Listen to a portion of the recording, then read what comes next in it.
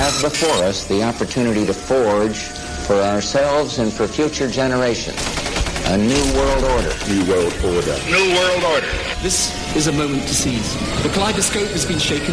The pieces are in flux. Soon they will settle again. Before they do, let us reorder this world around us. A new world order. A world where the United Nations is poised to fulfill the historic vision of its founders. Nevertheless, the United States is in a key position to shape this so that the problem of the Bush presidency will be the emergence of a new international order. The first decade of the 21st century, that out of what will be seen as the greatest restructuring of the global economy,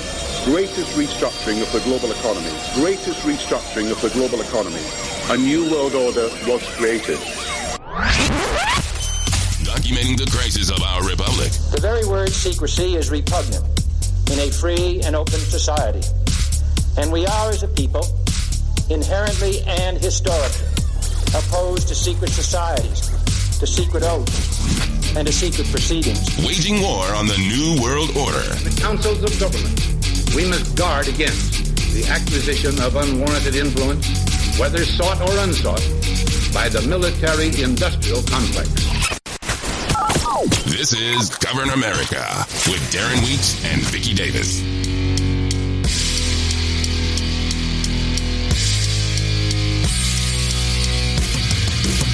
Live from FEMA Regions 5 and 10, this is Govern America. I'm Darren Weeks. Vicky Davis is here as well.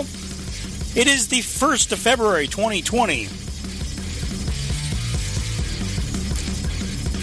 And welcome, ladies and gentlemen, to another week of exciting events as we are trying to stay on top of it all. Good morning, Vicky. Good morning, Darren. Yeah, we were just talking before we came on the air today about this coronavirus. Once again, is something that seems to be headed toward crippling the nation, according to what we're being told. And, of course, now we have people being quarantined. There's nearly 200 people that have been quarantined.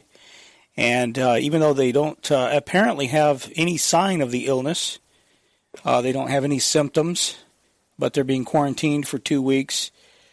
The World Health Organization and the United States have both issued health emergencies. And the government has issued a do not travel warning due to the coronavirus. So anyway, you can be sure, ladies and gentlemen, that there are agendas afoot. I got some statistics I want to share, but first we'll go with a backgrounder here because the media is doing what the media always does, selling fear. Good evening, and it's great to have you with us here on a Thursday night, and we begin with that new case, the first human-to-human case of the coronavirus here in the U.S. A couple in Chicago, the woman just back from China, and her husband now has it. It comes as the World Health Organization tonight has now declared the outbreak a global health emergency after a tenfold jump in cases in just a week. And in a sign authorities are taking this very seriously, a cruise ship has been quarantined in an Italian harbor. 7,000 people on board were waiting to find out whether a sick passenger from China had the coronavirus. And those Americans who had been evacuated from China, we showed you the pictures last night to that military base in California. They have now learned that if any of them tests positive for the virus, they'll all be quarantined for 2 weeks. ABC's Steve Osunsami leads us off. He's outside the CDC in Atlanta tonight. As health officials were declaring a global emergency today, this was the scene outside pharmacies across Asia, where they were running out of face masks and people are desperate to protect themselves. Here in the U.S., what authorities have been predicting for more than a week has happened in Chicago, the nation's first person-to-person transmission of coronavirus. A man in his 60s got it from his wife. She returned from China January 13th, symptom-free, and felt sick 3 days later. Both husband and wife are hospitalized tonight in isolation. I recognize that this news may raise people's concern, but I want to state clearly that this development is something we have been prepared for. Outside China, there are now 98 confirmed cases of people sick with this respiratory disease, and 6 of those cases are here in America. The nearly 200 passengers who landed in California from Wuhan, China Wednesday are learning some disturbing news tonight. If just one of them tests positive for the coronavirus, they all may need to remain in quarantine at this military base for 2 weeks. Our accommodations here on base? It's supposed to be voluntary, and they were supposed to be able to leave by Saturday. A passenger who tried to get up and leave today was ordered by authorities to stay. Inside China, an epidemic. More than 8,000 people are sick and more than 170 dead. More cases than the SARS outbreak that swept through that country in 2003. Hundreds of Americans are still stuck there trying to get home. Priscilla Dickey and her daughter are two of them. It's an interesting feeling. You're trapped, you're isolated. U.S. authorities are scheduling another flight to Wuhan, China to pick up stranded Americans, and it could fly as early as Monday. In Italy, a coronavirus scare nearly ended this cruise. Our correspondent, Maggie Rulli, is there. More than 6,000 passengers and crew were trapped on this cruise ship for more than 12 hours after a woman started showing flu-like symptoms. Now, a short time ago, her test came back negative for coronavirus, but authorities say this cruise ship quarantine shows just how high anxiety is right now around the globe. There's a possible vaccine that's on the way, but it's still months away from clinical trials. And how many people are going to be jumping on that vaccine when it comes out, and what's going to be in that vaccine? And is that vaccine going to cause more problems than the coronavirus? That's my question, because these things, it was, I think, the George W. Bush administration that gave the big pharmaceutical companies immunity from any kind of prosecutorial or, civil lawsuits resulting from rushing these things out to the public. Yeah. So, well, you remember during the Bush administration, there was first a smallpox scare, and then there was the anthrax, and then there was was it SARS? Yes, SARS. Okay. Yeah, we've been through a lot. We've been through bird flu, SARS. There was all kinds of things. I've forgotten half of them. That's when it was during the Bush administration when they first began the pandemic planning. And yeah, because I was watching a hearing where they were first talking about it, and the guy who was testifying, his name was John Aguinobi, and I was only about half paying attention, but he was asked a question by Arlen Specter, and his answer was it didn't ring right. There was something. Arlen Specter asked him something, and this guy who's supposed to be a doctor said that the amount that they'd put forward for pandemic planning didn't show good faith, and that was a wrong thing to say to a senator, to a powerful senator during a congressional hearing. It sounded more like something that a street thug might say to somebody else. That's how it struck me. Yeah. It turned out that this guy, John Aguinobi, supposedly a doctor who came to this country from Scotland, but he was born and raised in Nigeria. He was in Florida, and he's the one that identified the anthrax virus. And, when I saw that, then I knew my instincts were functioning peak performance on that day. Because that guy, he was wrong. Well, an interesting article came out in The Sun, which is a tabloid, but it doesn't matter because they link to the actual transcript, and I've checked it out, and it's absolutely 100% correct. They say Bill Gates predicted, quote-unquote, Chinese coronavirus a year ago, with simulations saying 33 million, 33, could die in the first 6 months. Now, 33, the reason why I emphasize that is because the symbolism, I believe it's the Scottish Rite of Freemasonry. There's 33 levels. And, yeah. And then that 33 is one of those numbers that they use in their symbolism. But anyway, not to sound too conspiratorial, we wouldn't want to do that. But they say Bill Gates predicted, quote unquote, a super virus pandemic breaking out in China that could kill 33 million people around the world in the first 6 months. The Microsoft tycoon warned that the world was at risk from super pathogens spreading quickly across our planet, and that we should prepare for this as we would for war. Well, the WHO, the pandemic planning system, that is a global system. Mm-hmm. Okay, so they need a pandemic to get the money to implement the system, the technology, all of that. Well, again, I have played it a lot, but let's come back to Secretary of Defense Chuck Hagel and his remarks. Whether we sit in defense ministries or health ministries, we all have a common interest in helping all nations, helping each other prevent and contain outbreaks. We must do this to support the development of healthcare systems and infrastructures that Secretary Burwell described a few minutes ago, building health security and capacity around the world. And that's what it's about, ladies and gentlemen, in my opinion. Okay, a friend of mine sent me an email today with a link that has an article.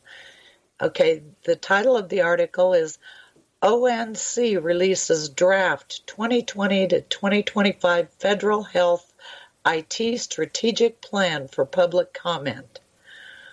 On January 15th, 2020, the U.S. Department of Health and Human Services released the draft 2020 to 2025 Federal Health IT Strategic Plan.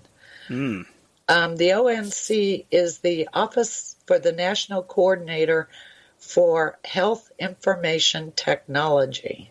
Wow. Okay, and they will be working in collaboration with 25 federal organizations. The strategic plan outlines health IT goals aimed at ensuring individual access to electronic health information, facilitating consumer shopping for healthcare providers, and managing their care. So you get to manage your own health care. Okay, citing advances in technology and the shift to, quote, value-based care, the strategic plan emphasizes interoperability and the patient's right to access and manage their own health data. I wonder if I could write myself a prescription. Well, that's what it sounds like. Because I get to manage my own health data. Interesting. That sounds like a very good, interesting, and important find. It is. It's a very important find. Because, of course, it's like I said, the this pandemic planning, the health system in its totality. We don't have a health care system anymore. We have a health insurance racketeering system, and it's global. Yeah, and Bill Gates is right in the center of pushing worldwide, quote unquote, health agendas. He's the one that was pushing the vaccination. As a matter of fact, here's the audio of that. Population. We need to meet a new constraint, and that constraint has to do with CO2. CO2 is warming the planet, and the equation on CO2 is actually a very straightforward one. If you sum up the CO2 that gets emitted, that leads to a temperature increase. And that temperature increase leads to some very negative effects. The effects on the weather, perhaps worse, the indirect effects in that the natural ecosystems can't adjust to these rapid changes, and so you get ecosystem collapses. Now, the exact amount of how you map from a certain increase in of CO2 to what temperature will be and where the positive feedbacks are, there's some uncertainty there, but not very much. And there's certainly uncertainty about how bad those effects will be, but they will be extremely bad. I asked the top scientists in this several times, do we really have to get down to near zero? Can't we just, cut it in half or a quarter? And the answer is that until we get near to zero, the temperature will continue to rise. And so that's a big challenge. It's very different than saying, we're a 12-foot high truck trying to get under a 10-foot bridge and we can just sort of squeeze under. This is something that has to get to zero. We got to kill people.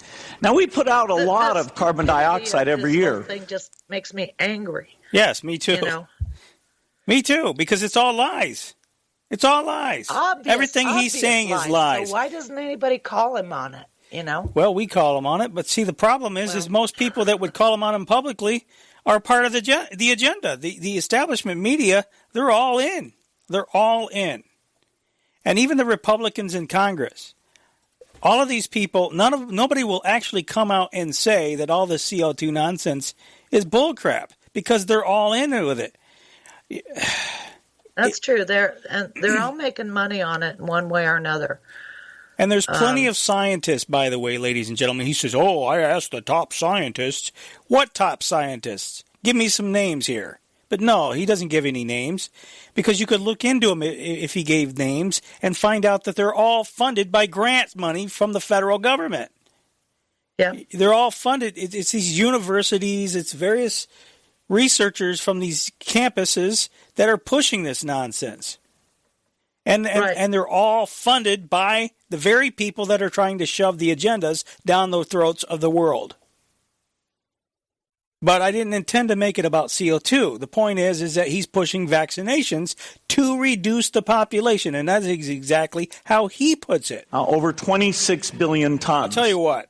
Let me do this because I didn't intend to go with the long one. This is the short one here. First, we've got population. Now, if we do a really great job on new vaccines, health care, reproductive health services, we could lower that by perhaps 10 or 15%. Yeah, there you go. That's the agenda. Reduction of population, killing people off. Let's get rid of the slaves that breathe out CO2. And that's what I think they're going to be pushing for in the coming days. Are you still there? Yeah. Well, yeah, that's just one front. You know, there are many fronts at which they are coming at us to reduce population.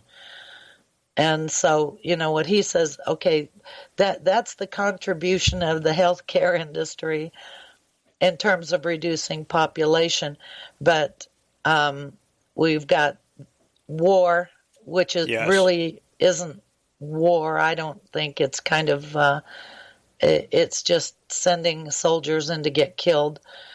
And, you know, just a number of different ways that they are. It's spreading democracy, Vicky. Yeah, democracy. It's not war. It's spreading democracy. It's promoting American values. Yeah, right. That's what it is. I shouldn't joke. It's serious.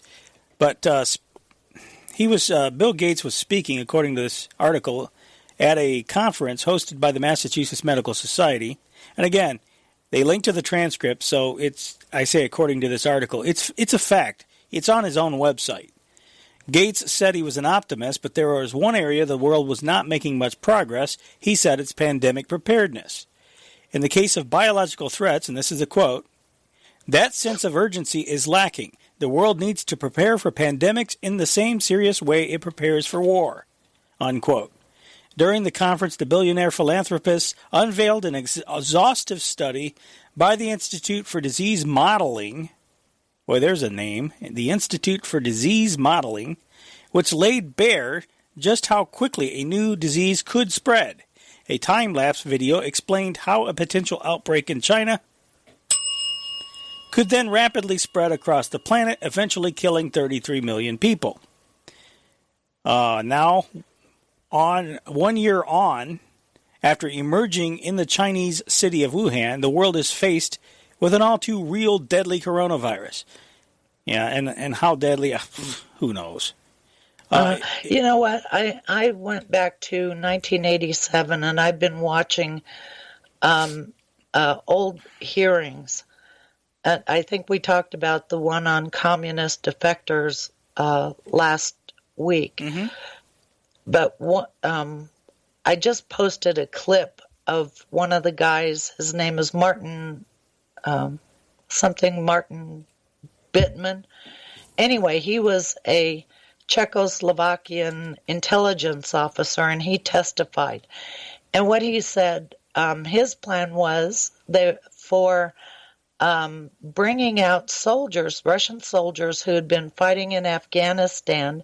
It was the Mujahideen who was helping to get the Russian soldiers out of Afghanistan and into the United States.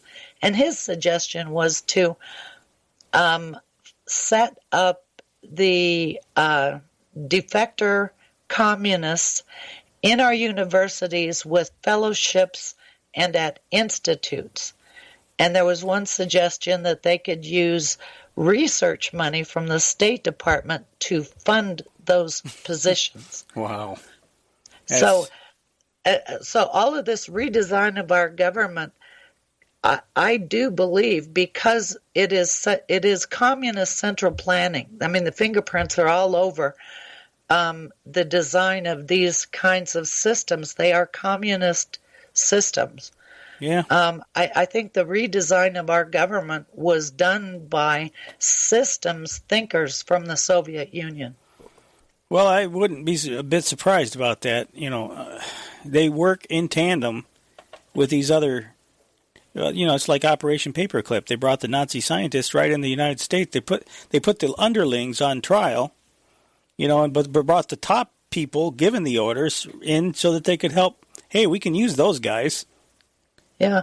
Well, the ambassador who was the ambassador to Russia after the wall fell when Bill Clinton came into office was Strobe Talbot. Mm-hmm. Strobe Talbot was Bill Clinton's best friend in Oxford, I think. And Strobe, you know that Clinton left Oxford and went to the Soviet Union. And Strobe Talbot, we don't know what he did, except that he did a translation, from Russian into English of somebody's Nikita biography. Khrushchev. So he was connected to the Soviets also. It was Nikita so we Khrushchev. Have these two people, both Russian connected, involved with the redesign of our government and the reorganization of the Russian government and the redesign of our government. Yeah, from my reading about Strobe Talbot, it was Nikita Khrushchev. He was translating his papers into English. Okay. Yeah, I knew he was a student of Khrushchev. Yeah, I wrote an article here about Strobe Talbot in 2014. He wrote an article called America Abroad, The Birth of the Global Nation. Mm-hmm. I'll just read this quote. I don't like to read too much on the radio, but fine. This is important. I've been reading. Okay, the human drama, whether played out in history books or headlines, is often not just a confusing spectacle, but a spectacle about confusion. The big question these days is, which political forces will prevail? Those stitching nations together or those tearing them apart? Here is one optimist's reason for believing unity will prevail over disunity, integration over disintegration. In fact, I'll bet that within the next 100 years, nationhood as we know it will be obsolete. All states will recognize a single global authority. A phrase briefly fashionable in the mid-20th century, citizen of the world, will have assumed real meaning by the end of the 21st. Yeah, it seems like that rings a bell. It seems like I remember hearing that before. But it's still very relevant. That was Strobe Talbot? Yep, Strobe Talbot. Yeah, and then when you consider this guy, it goes all the way back to the 1960s with Bill Clinton. I mean, they became friends at Oxford, I believe, and they've been friends ever since. They've been working together ever since. The Clintons had him in their administration, and in fact, we've got audio today from him. It's really quite frightening that these extremists who are dedicated to the destruction of nationhood and the promotion of world government have been allowed to be in such powerful positions. Yeah. I mean, it's remarkable. And all of this took place, and our Congress, our senators, voted for these agreements. It's all been done through basically the foreign policy is how they've managed to do this. I wrote an article, a commentary about what I called the boomerang effect.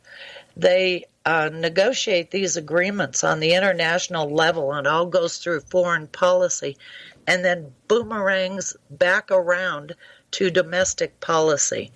And the initiatives are introduced as American initiatives to solve American problems, but they really aren't.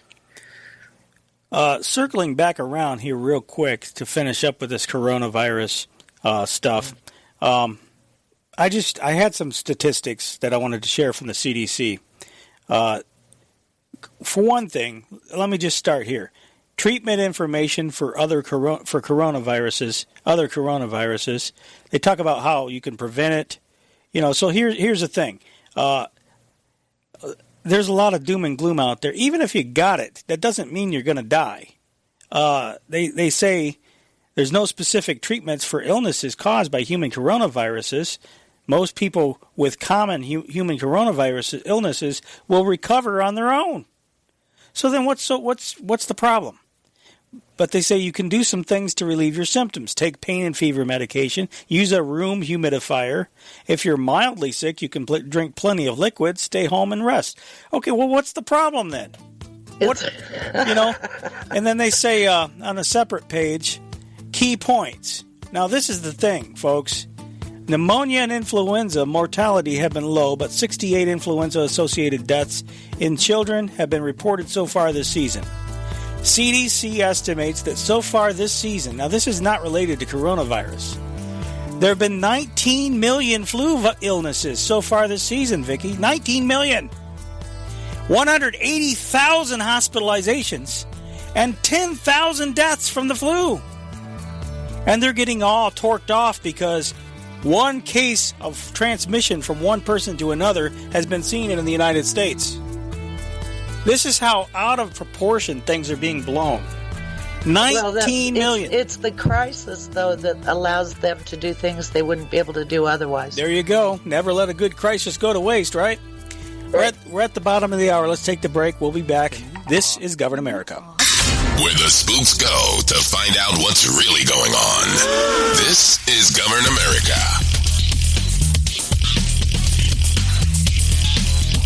All right, we're back. This is Govern America. Darren Weeks and Vicky Davis here with you on this Saturday, as we are every Saturday, Lord and Internet willing. Thankfully, we seem to have had the Internet fixed this week, although I do have another problem, Vicky. It's kind of interesting that one thing cropped up yesterday that I wasn't expecting.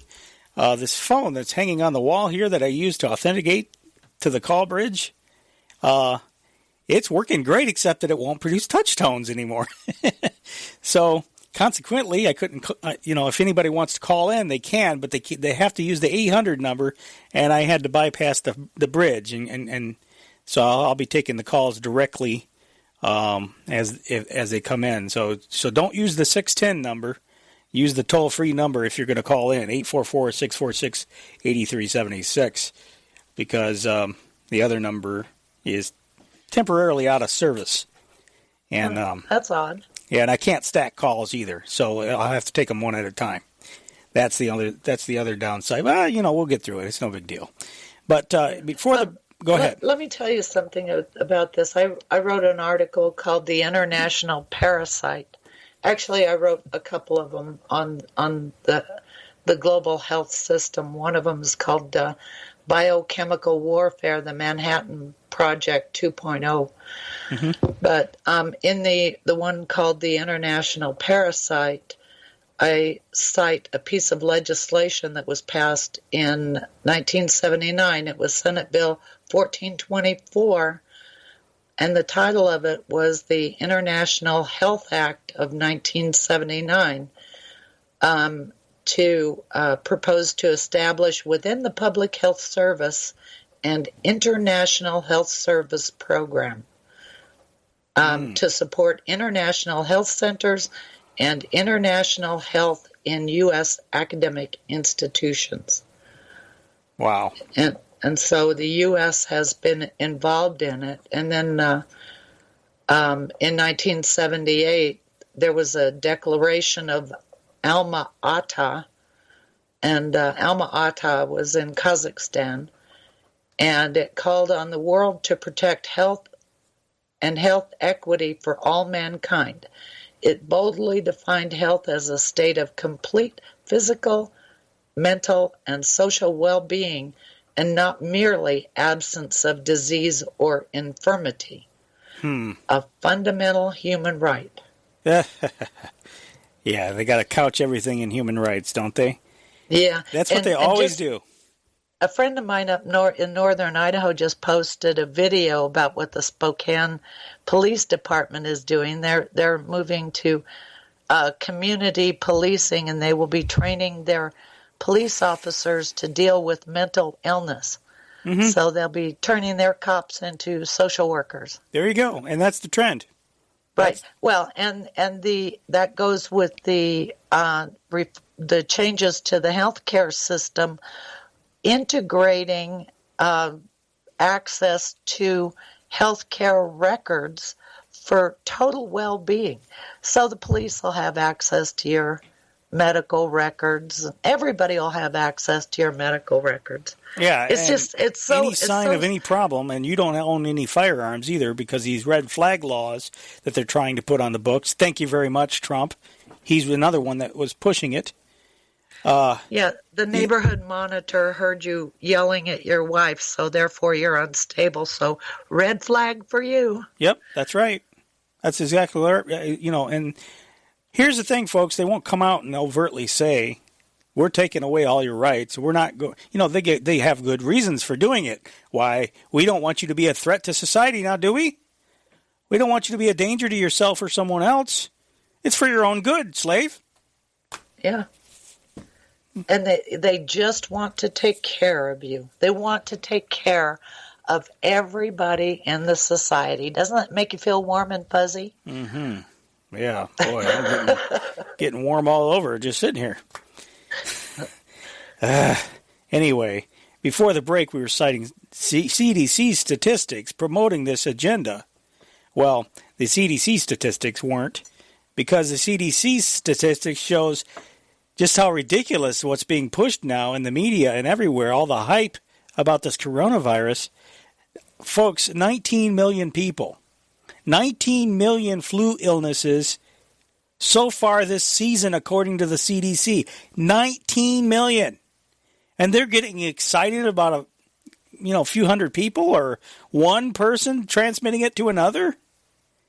It's ridiculous. 180,000 hospitalizations and 10,000 deaths from the flu, the ordinary household flu.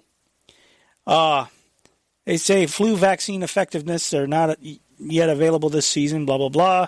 Okay, another page. I'm trying to go through this quickly. CDC estimates that influenza has resulted in between 9 million to 45 million illnesses. We're talking millions here. Between 140,000 and 810 hospitalizations, and between 12,000 and 61,000 deaths annually since 2010. Again, I'm reading from the CDC's website. Another page. According to new estimates published today, and this is dated December 2017. According to new estimates published today, between 291,000 and 646,000 people worldwide die from seasonal influenza-related respiratory illnesses each year, higher than previously estimated, the previously estimated figure of 250,000 to 500,000, and based on a robust multinational survey. So I'm not going to spend a lot of time on it. I just wanted to say that, just putting this thing into perspective a little bit. And we know that back when swine flu was a thing, was the big hype, was the big scare. We covered this previously, that they quit counting cases. And I discovered, Vicky, there was an article in CBS News that was emailed to me, and it says swine flu cases overestimated, and it goes on to talk about this H1N1 virus and how the CDC was, quit counting and everything, and how they were manipulating the numbers. Guess whose name was on this article? It was Cheryl Atkinson, who's no longer at CBS News because they quit they quit allowing her stories to get out during the Operation Fast and Furious thing that Eric Holder was doing, with the guns. Sure. Yeah. Letting the guns walk. So, anyway, this is just... I just wanted to give some historical or some statistical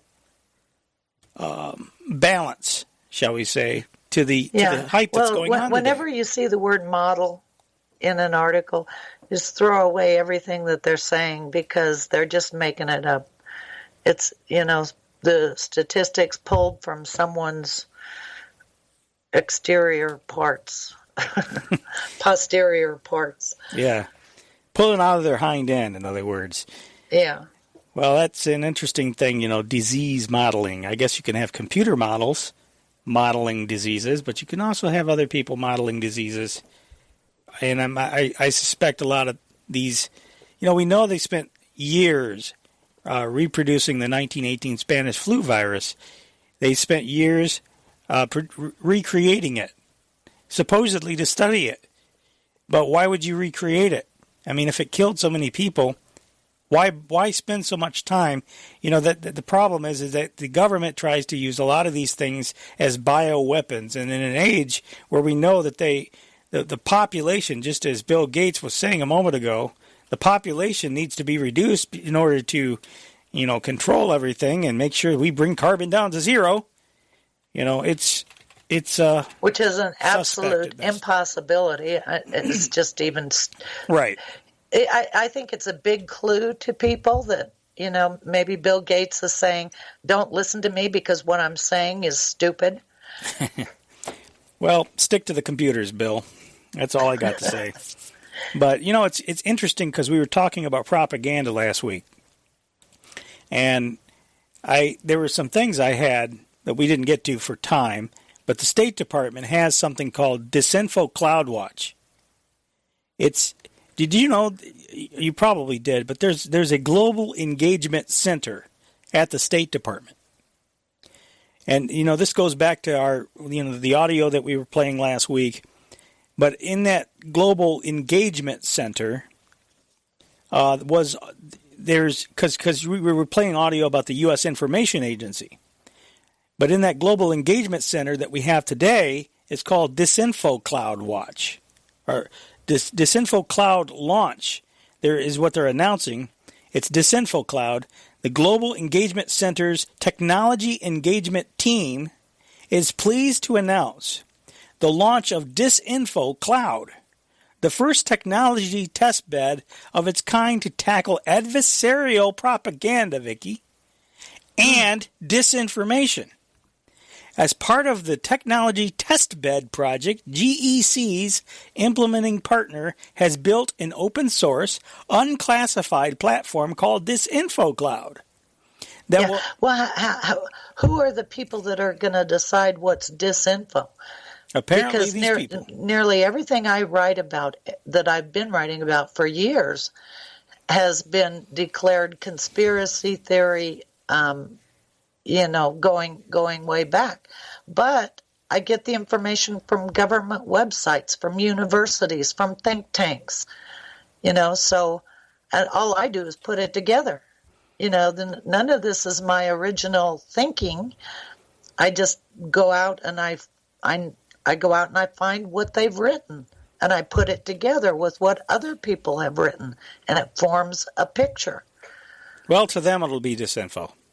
Yeah, they'll get some 100 IQ person who works, at kind of like a help desk job reviewing things. Well, so I don't even know. It might be somebody who's really smart, but they just are on the other side. I don't think they have enough smart people to really do that kind of function. I really don't. Yeah, well, because there aren't that many. It'll be in the cloud. It'll be when you're talking about complex things. It takes somebody who can read and analyze the written word, and with education systems the way they've been for the last 25 years, how many people can do that, and how many other demands are there in other areas, Yeah, to man those functions. So I don't think there's enough people, actually. they say the launch of Disinfo Cloud marks the U.S. government's sole dedicated effort to identify, assess, test, and implement technologies against the problems of foreign propaganda and disinformation. And what's foreign propaganda and disinformation, Vicky? Anything they say it is. If it disagrees with the agenda, you must be a Russian bot, right? You must be in the pocket of the mullahs. Well, think of it from the point of view of global system. From the point of view of global systems, anything in any country is foreign, right? Because they're not a part of the global core. Mm-hmm. Yeah, that's true. This platform offers stakeholders, and you're not a stakeholder, an opportunity to discover companies, technologies, and tools that assist with identifying, understanding, and addressing disinformation. All technologies and tools represented on the platform have been through an assessment process to validate their use against adversarial propaganda and disinformation. So that's the press release, and they have a website. Anybody can go to this, disinfocloud.com, where it says propaganda and disinformation erode trust and threaten national security. Find the tools you need to fight back. This is supported by the Global Engagement Center at the U.S. State Department.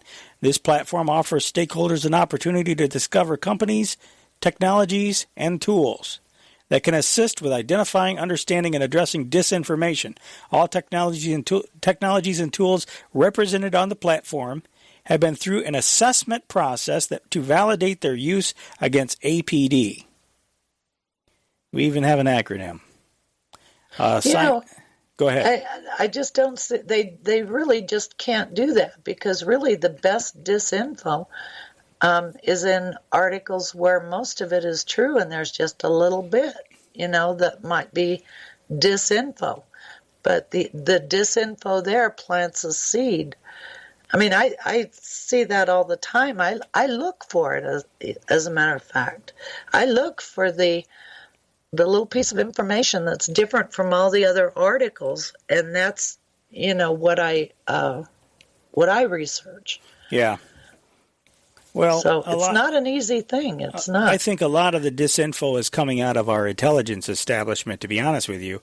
I think a lot of these sites that have fake news on them are also being run by probably the CIA. Mm-hmm. It's absurd to think otherwise at this point in time, because this is what they do. That guy that I mentioned, his name is Lawrence Martin Bittman, and on my YouTube channel, I have a video clip of his testimony, and I really would recommend that everybody go listen to that, because he talks about. He was a specialist in propaganda and disinformation, and he was teaching it here at Boston University. So, isn't that wonderful? Yeah, boy, that's great. And we also learned that, speaking of disinfo, the Facebook is actually working with the Atlantic Council to censor things and promote certain materials. So, I won't spend any time on that, but just to mention it, because, we have information directly from their website, the Atlantic Council, digitalsherlocks.org/about.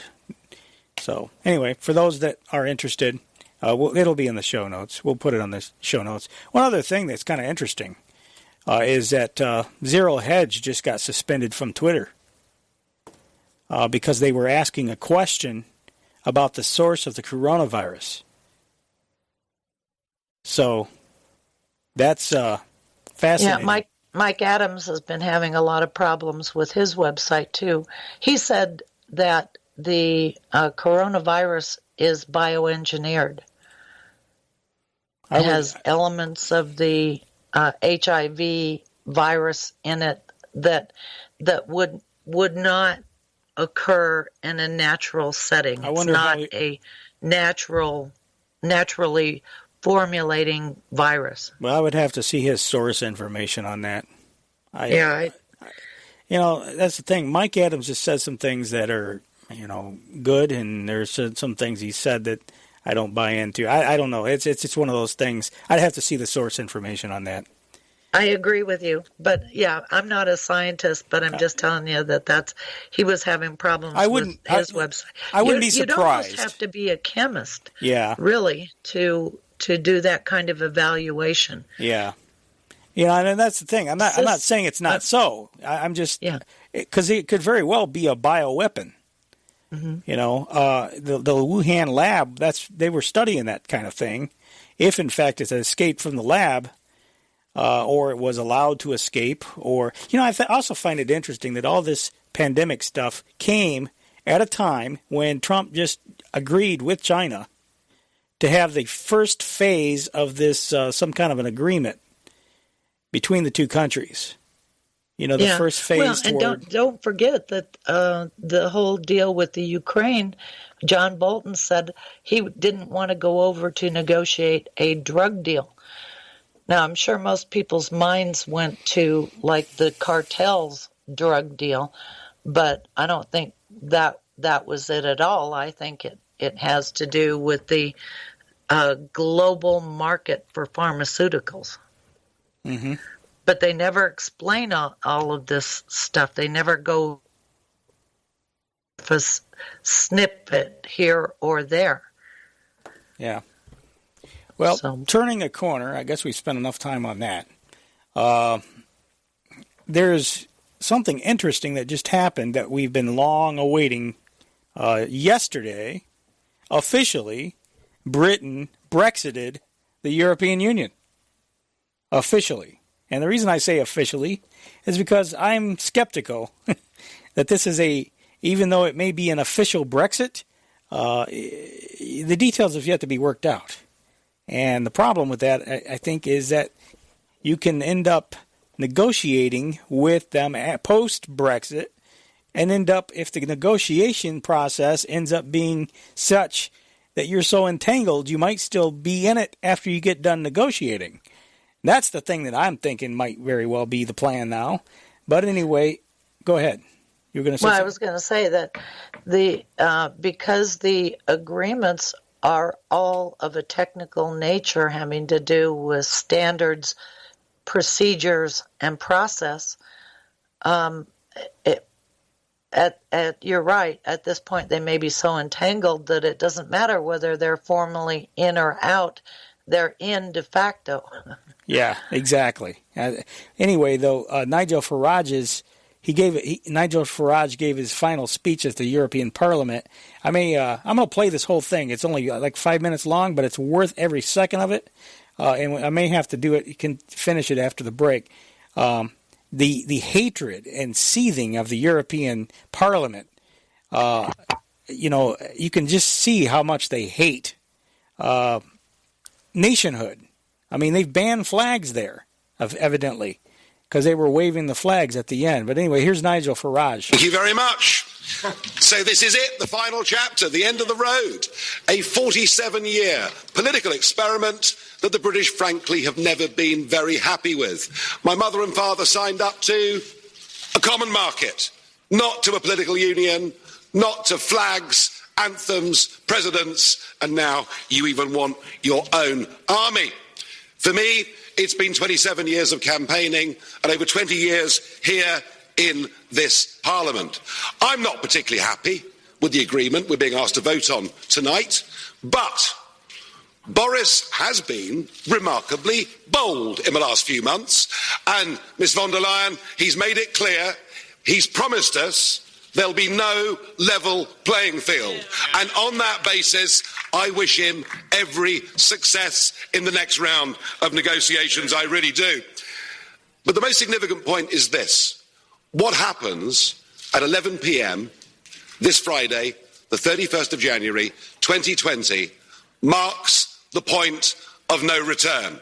Once we've left, we are never coming back, and the rest, frankly, is detail. We're going, we will be gone. And that should be the summit of my own political ambitions. I walked in here, as I've said before, you all thought it was terribly funny. You stopped laughing in 2016. But my view has changed of Europe since I joined. In 2005, I saw the constitution that had been drafted by Giscard and others. I saw it rejected by the French in a referendum. I saw it rejected by the Dutch in a referendum. And I saw you in these institutions ignore them, bring it back as the Lisbon Treaty and boast you could ram it through without there being referendums. Well, the Irish did have a vote and did say no and were forced to vote again. You're very good at making people vote again, but what we've proved is the British are too big to bully, thank goodness. So I became an outright opponent of the entire European project. I want Brexit to start a debate across the rest of Europe. What do we want from Europe? If we want trade, friendship, cooperation, reciprocity, we don't need a European Commission. We don't need a European Court. We don't need these institutions and all of this power. And I can promise you, both in UKIP and indeed in the Brexit Party, we love Europe. We just hate the European Union. It's as simple as that. So I'm hoping this begins the end of this project. It's a bad project. It isn't just undemocratic, it's anti-democratic, and it puts in that front row. It gives people power without accountability. People who cannot be held to account by the electorate, and that is an unacceptable structure. Indeed, there's an historic battle going on now across the West, in Europe, America, and elsewhere. It is globalism against populism. And you may loathe populism, but I tell you a funny thing, it's becoming very popular.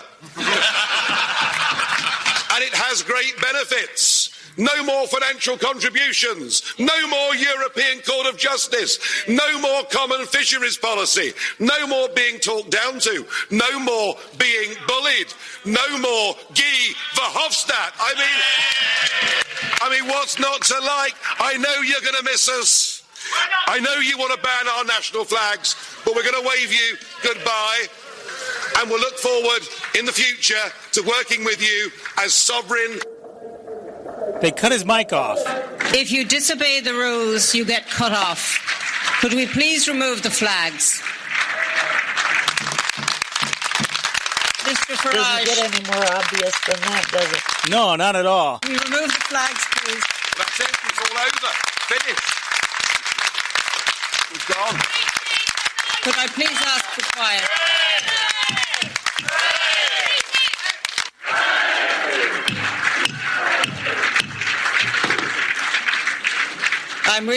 Please sit down, resume your seats, put your flags away, you're leaving, and take them with you. Take them with you. Get those national flags out of here. We don't like it. All right, we got to take the break. We're late. We'll be back for you folks.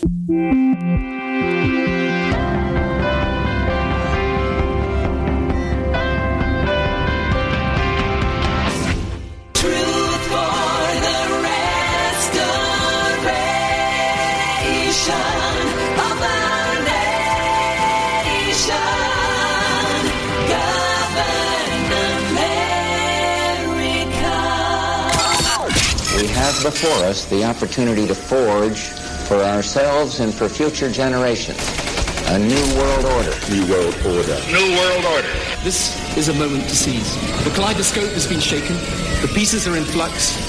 Soon they will settle again. Before they do, let us reorder this world around us. A new world order. A world where the United Nations is poised to fulfill the historic vision of its founders. Nevertheless, the United States is in a key position to shape this so that the problem of the Bush presidency will be the emergence of a new international order. The first decade of the 21st century, that out of what will be seen as the greatest restructuring of the global economy,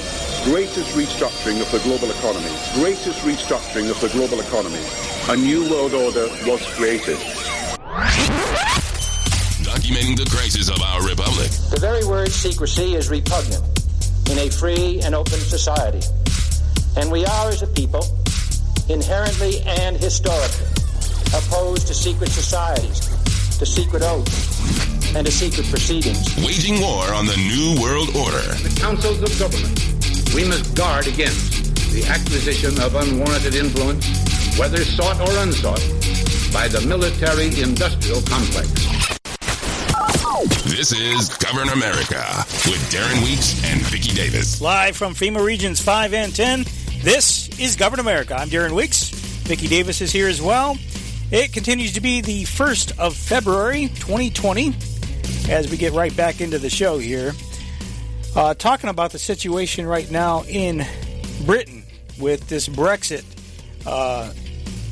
official exit of the British government from the European Union, and Nigel Farage's speech before Parliament as he pretty much received that heckle. What did you think of that, Vicky? I thought that was a great speech. It was an excellent. That's why I wanted to play the whole thing, because you look at cutting. Normally a speech that long, I try to cut things down to make it just succinct, but I couldn't think of anything really I could cut out of that. It was perfect. Well, it's a very big deal from a political point of view. In terms of the economy and the actual implementation of the deal, I don't know that it'll be such a big deal, but yeah, and that's where I'm at. Huge deal. Yeah, I'm in the same camp with you. I think when at the end of the day, if Nigel Farage is serious about this, and apparently he is, and if he needs to stay involved in the process and try to do his best to guide the negotiating process. I don't trust Boris Johnson. I don't trust him at all. And I think that it could very well be the plan is to give, they want the Brexit, give them the Brexit then. But we'll still keep Britain in the European Union by agreement. So officially you'll be Brexited, but unofficially you'll be right in there. Because the bottom line is it all involves the contracts. What are the agreements going to be? What are the terms going to be? And the whole globalization effort has been a corruption from the top. Mm-hmm. The leaders of countries have been either forced or voluntarily going along with the establishment of this global system of, quote, governance. But especially since they went to IT systems to be able to implement these global systems. Yeah, so politicians are making money on the technology side while they're selling out their countries on the political side to go along with this. Absolutely.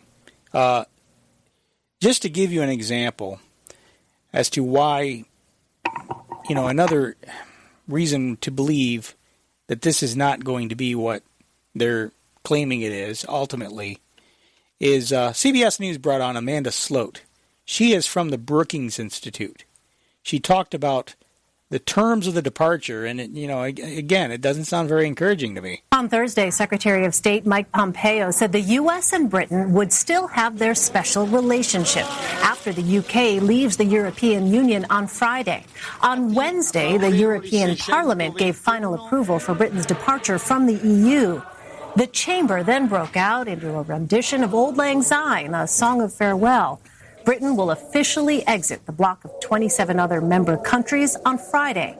Amanda Sloat writes that the UK's departure marks the end of Brexit's beginning.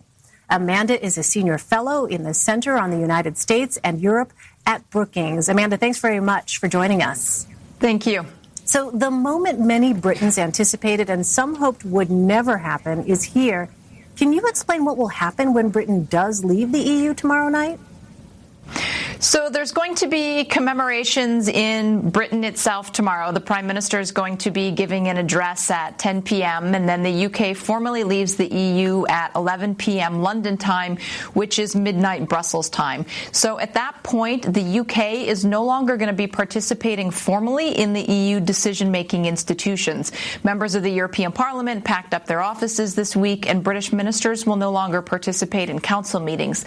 That said, for most British citizens and businesses, when they wake up on Saturday morning, their lives will not be significantly different. For the next 11-month transition period, things will operate largely as they have been, with the UK still enjoying the rights and responsibilities of membership to give them time to transition to the new reality.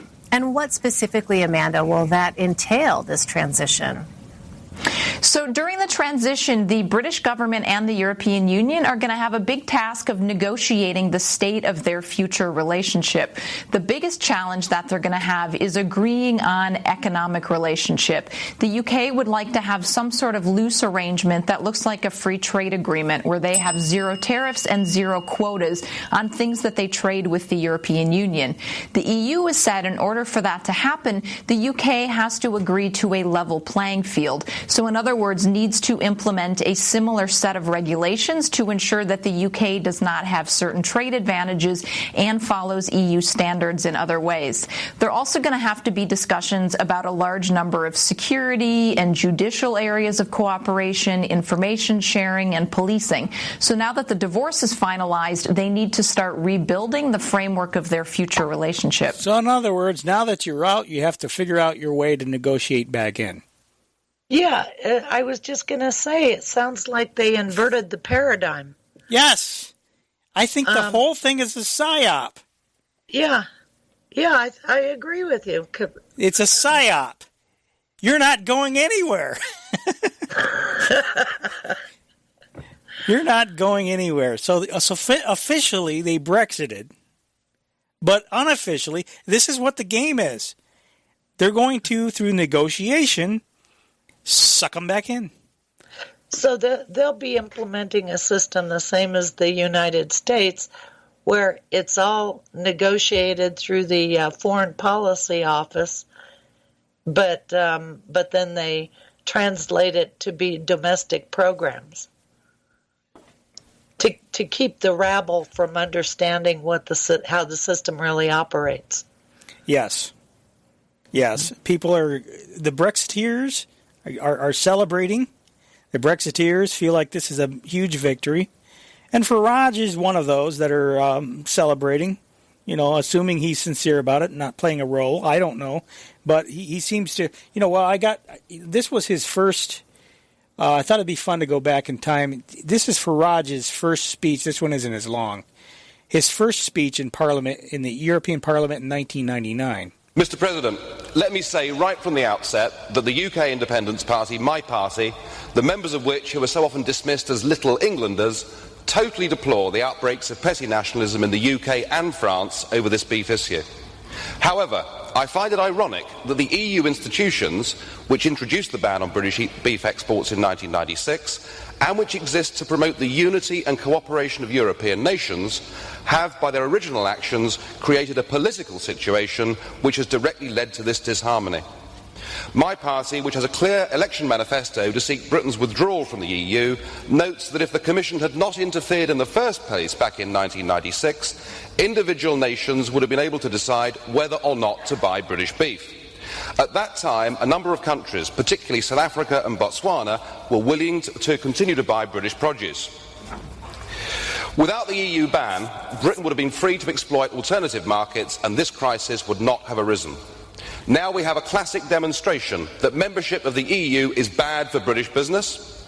It affirms my belief that it's about time that my own country recognise that our interests are best served by not being a member of this club. Most people in the UK thought we joined a free trade area, but this crisis demonstrates it is anything but that. While the UK has obeyed EU law to the letter, other countries are running a cart and horse through the rulebook. The level playing field is about as level as the decks of the Titanic after it hit the iceberg. Thus, while I wish the Commissioner well in his endeavours, I am afraid that whatever he does, it will not be good enough. I, for one, will be urging my own government to leave this club and to rejoin the real trading world. Thank you. I'm not sure where the music was coming from, but anyway, that was Nigel Farage back in, what year did I say? 99. 1996, I think you said. No, it was 99. That was his very first speech in the EU Parliament. You know, and the irony of all of this, Vicky, is that as Britain is Brexiting out of the European Union, Donald Trump just signed the USMCA to create the American Union, or at least to deepen it.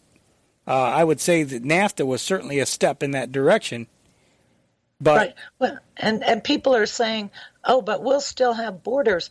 Well, do you know how easy it is to create a facade of border security?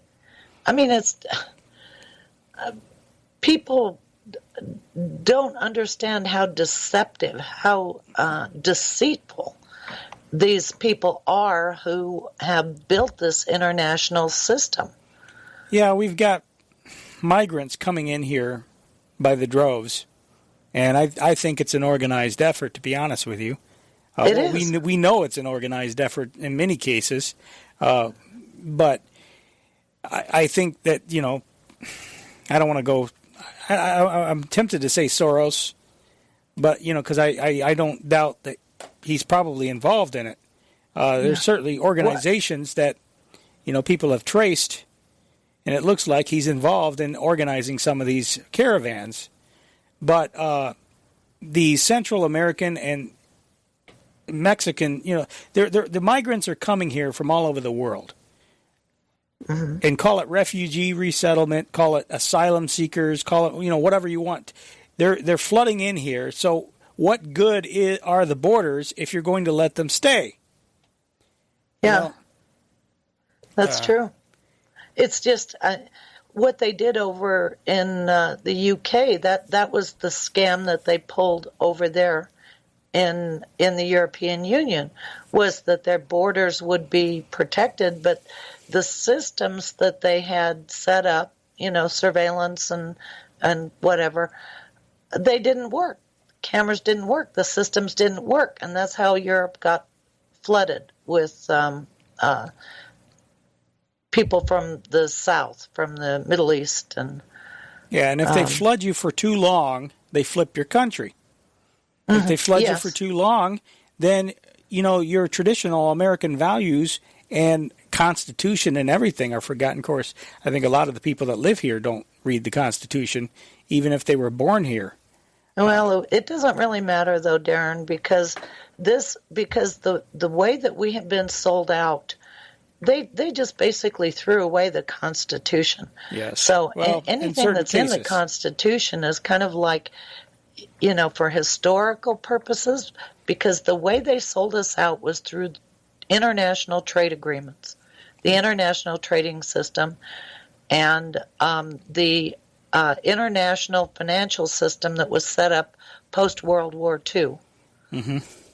The GATT and the World Bank, the International Monetary Fund, those core systems to run the world financial system has been the way that our country was sold out.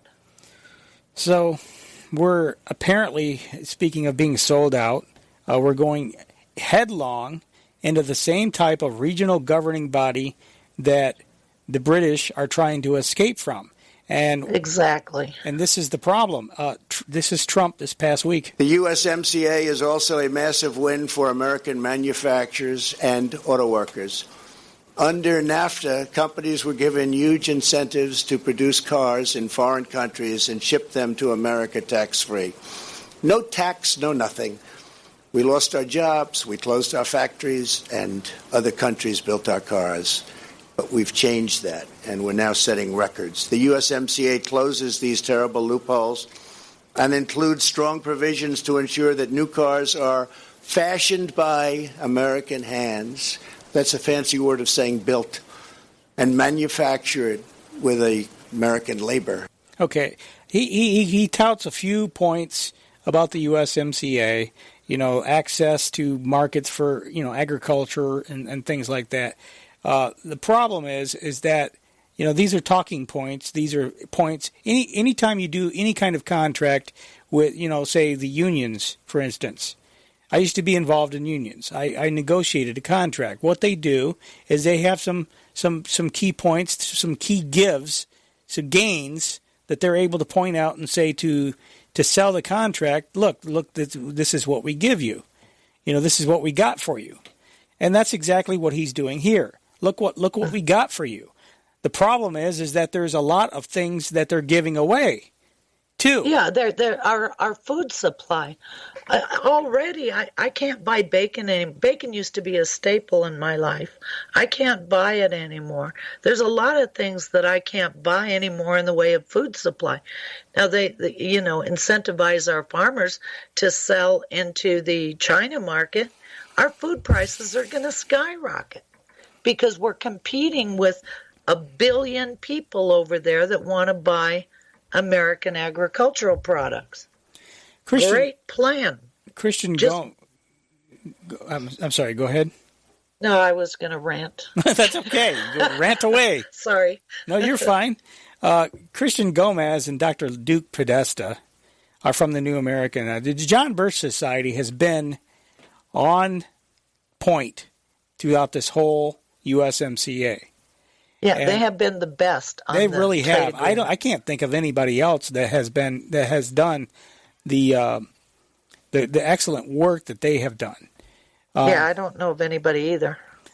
They did an interview, I guess you'd say, on this subject with each other, on the subject of USMCA. Yeah, the USMCA is a 2,410-page agreement signed between the U.S., Mexico, and Canada that it's intended to replace the original 1994 NAFTA agreement, but in reality, it builds on NAFTA, as Chrystia Freeland, Canada's Deputy Prime Minister, has said, and expands into other areas like environment and energy, sectors that NAFTA didn't deal with, and it's another step towards the integration of the continent in the direction of a North American Union. One thing that's so shocking about this treaty is that, like you just said, people who don't know any better think this is just about buying and selling and making it easier for goods to flow back and forth between North America, right, Mexico, Canada, and the United States. But as you rightly pointed out, they're going to start regulating environmental issues. So, in other words, this treaty's got dictates and set-asides and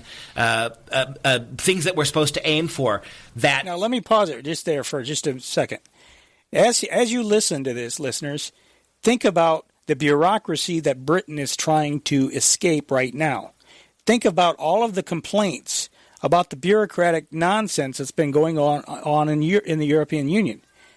This is what they're... See if you think that it sounds an awful lot what they're describing here with regard to the USMCA, if it doesn't sound like exactly the same thing. Now a committee, not the U.S. Congress, gets to vote on, right? That's correct. Chapter 30 establishes the creation of a free trade commission, and that would essentially be a regulatory body, an administrative body for the USMCA for the entire North American continent. So that body would regulate the implementation of the agreement and would regulate the various sectors of the economy and so forth, including things that don't relate to the economy, like environment and so forth. So, for instance, this commission now, this committee that will have representatives of Mexico, Canada, and the United States, will have authority to set emissions limits, potentially, in America without Congress having a say in it. That's potentially true. In fact, the Chapter 24, which is the environment chapter, they added, the Democrats snuck this into the USMCA back in December. They added 7 multilateral environmental agreements and a clause that in the future, other environmental agreements could be added and be binding through the USMCA. For example, the Democrats, they wanted the Paris Accord to be put in there. The administration, fortunately, did not allow that to be put in there. But hey, you get another president come in the White House, and then they could put that in, or some other future UN environmental accord. You know what? If it doesn't matter if they put the Montevideo treaties in there, then they've put it under international law anyway. So it doesn't matter. Also, that's the USMCA is the reason why we need an internal passport or they call it the star card, real ID. Oh yeah. Because it's a North American ID. It's not an American ID. I mean, it's a North American ID. It's not an American ID driver's license. Right. Yep, that makes all the sense in the world. And I remember during the Bush administration, they had the the President's Council on the Future of North America? The Independent Council on the Future of North America. And they were talking about creating this outer security perimeter. Basically, you draw a line around Canada, the United States, and Mexico, and that was what the border was going to be, essentially. Internally, we're not going to focus on the internal borders. We're going to focus on the outer security perimeter. Yep. And of course, we know the free trade area of the Americas. The whole plan was to extend it further down to Latin America as well, so that the entire block would be one big, giant, massive trading block.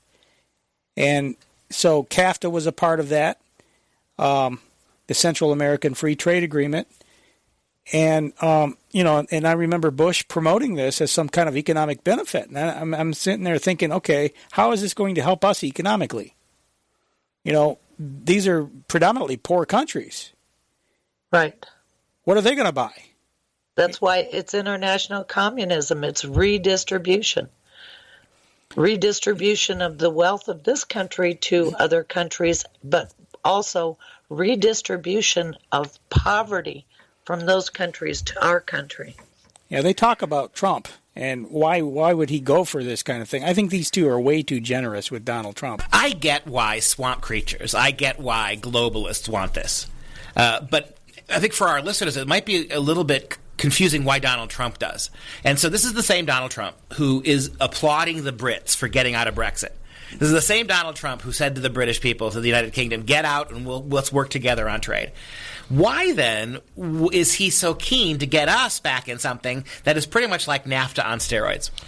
Every time Trump talks about the USMCA, to me it seems clear that he doesn't really know what's exactly in it. It's the same few positive points about better access for dairy and car manufacturing being made in North America, and how that helps American workers along with workers from Canada and Mexico too.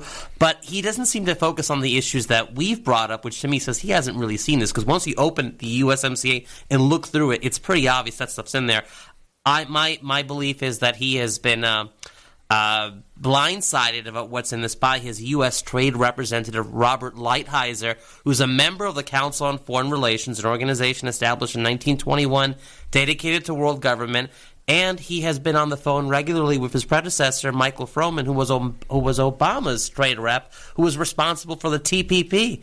So when you have someone like Lighthizer from the CFR collaborating with fellow CFR colleague Froman, plus the Canadian and Mexicans who were involved in negotiating it, they also negotiated the TPP. I mean, the deck was stacked against us from the beginning, and President Trump needs to look at the text of the USMCA, because it's the same old NAFTA plus TPP. I mean, given that Donald Trump can't read everything, I mean, I'm embarrassed to say this. Our federal government has become so bloated. Well, no president can read everything. Okay, sorry, guys. This doesn't wash with me. It's his responsibility to get this right. Right. I don't think he cares what's in it, because it's a political victory for him. That's the sad part about it. It benefits his business, his friends, he travels in different circles than we do. He bought into the idea of free trade, that without really understanding that these agreements are not about free trade. They are about locking our country into a management system just like the European Union, and locking that up into an international what? International system of governance, where all the decisions will be made at the global level and then passed on down through primarily through associations and through international organizations. I mean, I've traced the history of this thing, and it has been a concerted effort at treason, at ending nation states. Mm-hmm. It's been about privatization of government, passing the money and programs off to either private organizations or corporations. Yeah. So that corporations can make money on all services that government provides. Yeah. Okay. It's not a workable system. Ultimately, it will collapse. But how many people have to suffer and starve? Well, suffer and starve and die before they figure this thing out. Yeah, exactly. Tell you what, we got a call on the line. Let's go ahead and take the call. Hello, caller. You're on the air. Hey, Darren, Vicky, it's Art. Hi. It got me thinking when you were talking about it's an interesting phrase I've not yet heard before. Redistributing poverty. Hmm. When I heard you say that, the first thing I thought about was the Framework Convention on Climate Change, which was signed back in 1960. And at that time, it had only been signed by 190 countries. And it's interesting how Lord Christopher Monckton, when he was interviewed about this treaty, here's what he said. The treaty will for the first time create a world government which will allow the governments to intervene directly in all matters involving the economy and the environment to transfer or redistribute wealth throughout the world, which would be essentially a tax of approximately 2% of the gross domestic product of all what they call rank 1 or grade A countries, wealthy countries, United States, Mm-hmm. developed countries, which would in turn be given to the poorer countries. In Annex 1, paragraph 38, you actually find a direct mention of a world government. So we know it's real. But in paragraph 36, they talk about how to close down the free market and thus have the capacity to interfere in every financial market around the world, regardless of location or medium. And a provision, literally, it says in the treaty that allows them to be able to tax all Class A, Class 1, whatever you want to call them, countries, 2% on every single financial transaction that they make worldwide. Yep. Now, yeah, that's the fair tax. They introduced that in our Congress, or they held a hearing on it in 2004. But of course, conversion of the U.S. tax system has to be done over time. And so with these big ideas, what the Congress does, they'll hold a hearing on it, they might pass a resolution, but then they spend the next 25 years or so implementing it. Well, I would say also, let's not forget about the carbon tax, because that will go a long way toward taxing the world population. Go ahead. Well, that's part of it. If you consider that every time you inhale and exhale, that's a transaction. You're exhaling carbon, so they got to charge you for that. Yeah. Oh boy. Yeah, and how are they going to tax that? I mean, that's just absolutely ridiculous.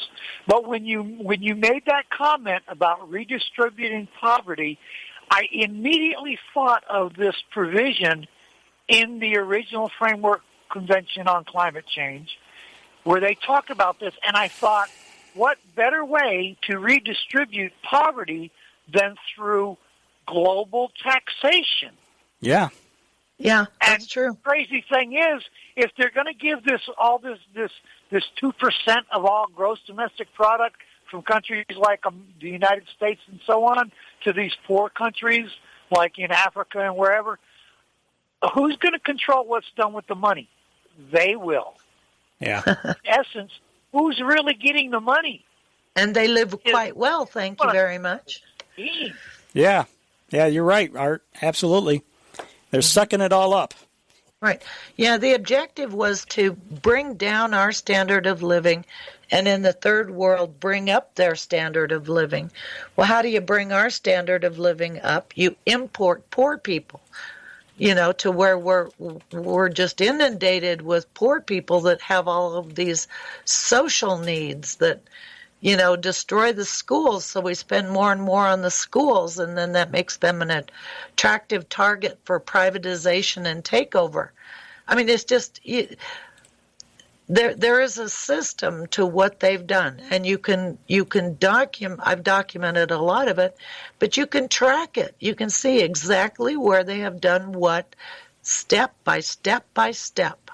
Yeah, Chapter 3 of Agenda 21 is combating poverty, and it's all about redistribution of wealth from so-called developed countries, people like the United States, to developing countries, the poor, impoverished third world type of countries. It's all about redistribution of wealth. And Chapter 4 of Agenda 21 deals with changing consumption patterns. And one thing that comes to mind is the best way to change consumption patterns is to make people poor. That's right. And like you were saying, Vicky, you have to follow the trend, and that's one thing that gets people aggravated with me is I'll talk about this 1960 treaty, if you will, and people want to. Why do you always have to bring up all of this old stuff? Because, like you said, Vicky, you have to be able to track exactly what they've done and how they have done that. And I think that's the only way, really, we're going to reach people is we have to stop talking so much about what's happening right now and staying focused there and start actually taking people back through a backward walk in history to show them how this has actually happened. And like you said, they spend 25 years or more putting it in place. I mean, this was 1960. We're talking 60 years ago that they began this process.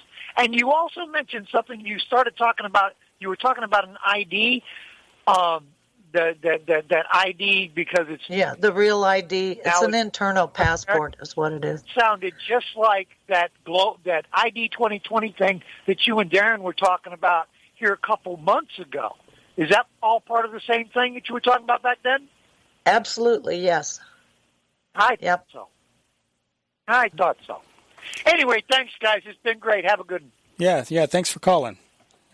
Talk to you later. Yeah, I'm glad he understands. A lot of people don't understand why I go back in history and look at all of this old stuff. But if you're only looking at what's happening today, it's kind of like walking into a movie, a mystery movie at the end. You don't really know what the whole plot line was. And so, you can make up your own part of the story, but that doesn't tell you the real story. You have to go back in history. And when you do that, you can see that it's really real, because a big part of the problem is accepting the idea of how badly we have been sold out by the leaders of this country, and where the future is going with what they're building, and it's not good. I guarantee you that. Yeah, that's not good. You're right. Well, finishing up with this interview real quick, they discussed the treachery of Congress. I get why the Congress was so willing to do it. They're controlled by the Democrats. But why the U.S. Senate? With a slight majority of Republicans in the U.S. Senate, were there no senators who stood up and talked against this? It seems like almost all the senators seem to be rhinos or globalists. I don't want to say every senator. There's a few good ones there, but I can't explain why even the good ones voted for this. They just must not be aware of what's in it. But on the House side, Massey and Ted Yoho, Congressman, they voted against it. They saw what was in here. Even Amash of Michigan, he tweeted the day that it passed in the House that this is how Trump had opposed TPP, called it the worst thing, and NAFTA called it the worst thing, and then you add the two together to get USMCA, and now it's the greatest thing. So he saw it. For the record, how many Republicans in Congress did not vote for this? Only 2 in the House of Representatives, and that was it. See, that's the thing, isn't it? I mean, that's a staggering number. And I've never understood this. Why, when you've got the most radical liberal Democrats in the House and the Senate who have signed on to this. Why that would not give pause to That's exactly right. So-called Republican and conservative politicians. You have Democrats who've never, they were even saying this from the floor of the Senate and the House, that they've never voted for a trade agreement in the past, even under Clinton and Obama, and now they're voting for this. I mean, that in itself says a lot about what's in this agreement. Why do the progressives, who even some of them oppose some of Obama and Clinton stuff, but they're on board with this one? That raises a huge... Okay, so they rounded out by asking what people can do, and what it really boils down to is we need an American exit. We need an AM exit, I guess you might say. What can the American people do now that this is signed into law? What would you recommend? What would be the way to fight this? Well, we have to get out of the USMCA, and the USMCA Chapter 34 has a little paragraph about withdrawing, how you have to send like a 6-month notice or so to the other countries to withdraw from it. So we can withdraw at any point. So what needs to be done is the House and Senate need to pass a resolution calling for the U.S. withdrawal and termination of membership in the USMCA. And I would say good luck with that one. On December 17th, 2019, the website... Whoops. Sorry about that. That was my... And also withdrawal from NAFTA, so that doesn't fall back into place. And then the president would need to sign that. So we need to continue educating Congress about the USMCA, because they clearly haven't gotten it for the last year and a half and 2 years.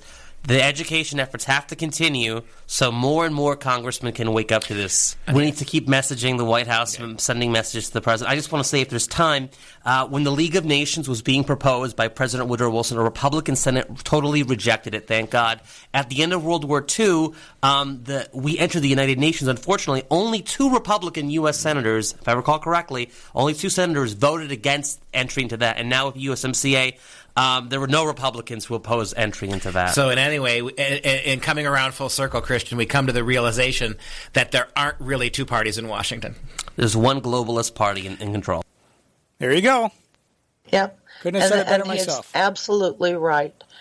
It has been the Republicans all along that have been behind these international agreements, but what the part that the Democrats play is all this human rights crap, which is also international. Yeah, that's what the Helsinki Final Act brought forward, is human rights, and so they've made everybody who was a Democrat, who used to be the Labor Party of the United States, the working class people. But it's turned into the party of victims. Yeah. You know, the welfare party, the party of victims, and that's who they pander to. Mm-hmm. And so they pit the middle class against the welfare. And you can't belong to a political party in the United States if you have normal middle class values, which means that you think that people should have jobs, they should work, they should take care of their families, because they've divided the platforms between the Republicans and the Democrats in such a way that it doesn't matter which party you belong to, you're going against about half of your values, your moral and ethical values. Well, I don't think it does any good to join any party anyway. I mean, all you're doing is adding legitimacy to their thieving from you and their enslaving of you. I mean, you're playing into it. Even if I was supporting a candidate, I wouldn't join the party, because the parties are so corrupt anymore. I mean, here's the problem. You know, even with all these congressional committees, a lot of people don't realize that in order for, we've played audio from one of the former Congress people on the show where he was talking about this. In order for them to be members of these powerful committees, they have to pay massive amounts of fees to their political party. Now, where is that money coming from? That? I mean, yeah. Yeah, where is that money going to come from? It's going to come from the lobbyists. And so they breed a very, the whole ecosystem. They breed an ecosystem for corruption. Yeah. Well, and that's why they lock out other parties, because they it's like the gas pedal and the brake. They work together. And so the Republicans and the Democrats, it is one party. And all they do from administration to administration is just change the rhetoric. They instead of focusing on one aspect of a program or an agency function, they focus on another aspect of it, but it's all part of the same big program. So I have stayed registered as a Republican only so that I could vote in the primaries, but I swear I'm done with it. I'm going to be removed from the voting rolls because I just don't want to participate in this fraud anymore. Yeah, I don't blame you. Yeah, it's ridiculous. Sticking with Christian Gomez of the Birch Society for a moment, you found a piece from him. They've been fighting against the USMCA, as we just played there. He was discussing some of what has been going on with respect to the African Union. And so I thought since we were already talking about sharing some of his information about the USMCA, we'd just dive right into the African Union. And because that's another one. Again, we're talking about building blocks. We're talking about regional entities which have councils and bureaucrats that basically rule over nations. It's all part of the same system. If you study the system, it's like cookie cutter. The programs, the dialectics that they set up, it's all cookie cutter. So what's going on here is going on over there. And in Europe. Mm-hmm. Yeah, exactly. Your Skype cut out, so I was trying to fill the gaps there. Oh, okay. Anyway, this is Christian Gomez about China and their activities in the African Union. On December 17th, 2019, the website for the United Nations Conference on Trade and Development, also known by its acronym UNCTAD, posted a very revealing article entitled "The $2.5 trillion African Economy, Why a Borderless Africa Offers Best Hope for Unleashing the Continent's Potential." The article was written by Dr. Mukisa Ketuyi, the Secretary General of UNCTAD. Secretary General Ketuyi begins by writing, "At a time when the multilateral system is under siege and media speculation about Brexit and whether the European Union is in decline is widespread, the African Union is quietly deepening economic, social, and political ties." Yeah, what political ties? As we've just demonstrated, there are a lot of political ties to communist China since they are buying influence and building their infrastructure in Africa. But right, it's the political ties to the communist system. Yeah. Okay, continuing on here. Africa has embarked on a journey of transformational change. While the international media may be portraying a dismal picture of Africans as refugees fleeing the continent on boats, the reality on the continent is much different. Economic integration is progressing on the continent. The signing of the African Continental Free Trade Agreement, or AFCFTA, in January of 2018, and ongoing ratifications by 27 countries so far, is an important development milestone for the continent. It has taken Africa almost 30 years since the signing of the Abuja Treaty in 1991 to reach this stage. But the continent cannot afford to wait another 30 years to translate the AFCFTA and the potential it holds into reality, the article states.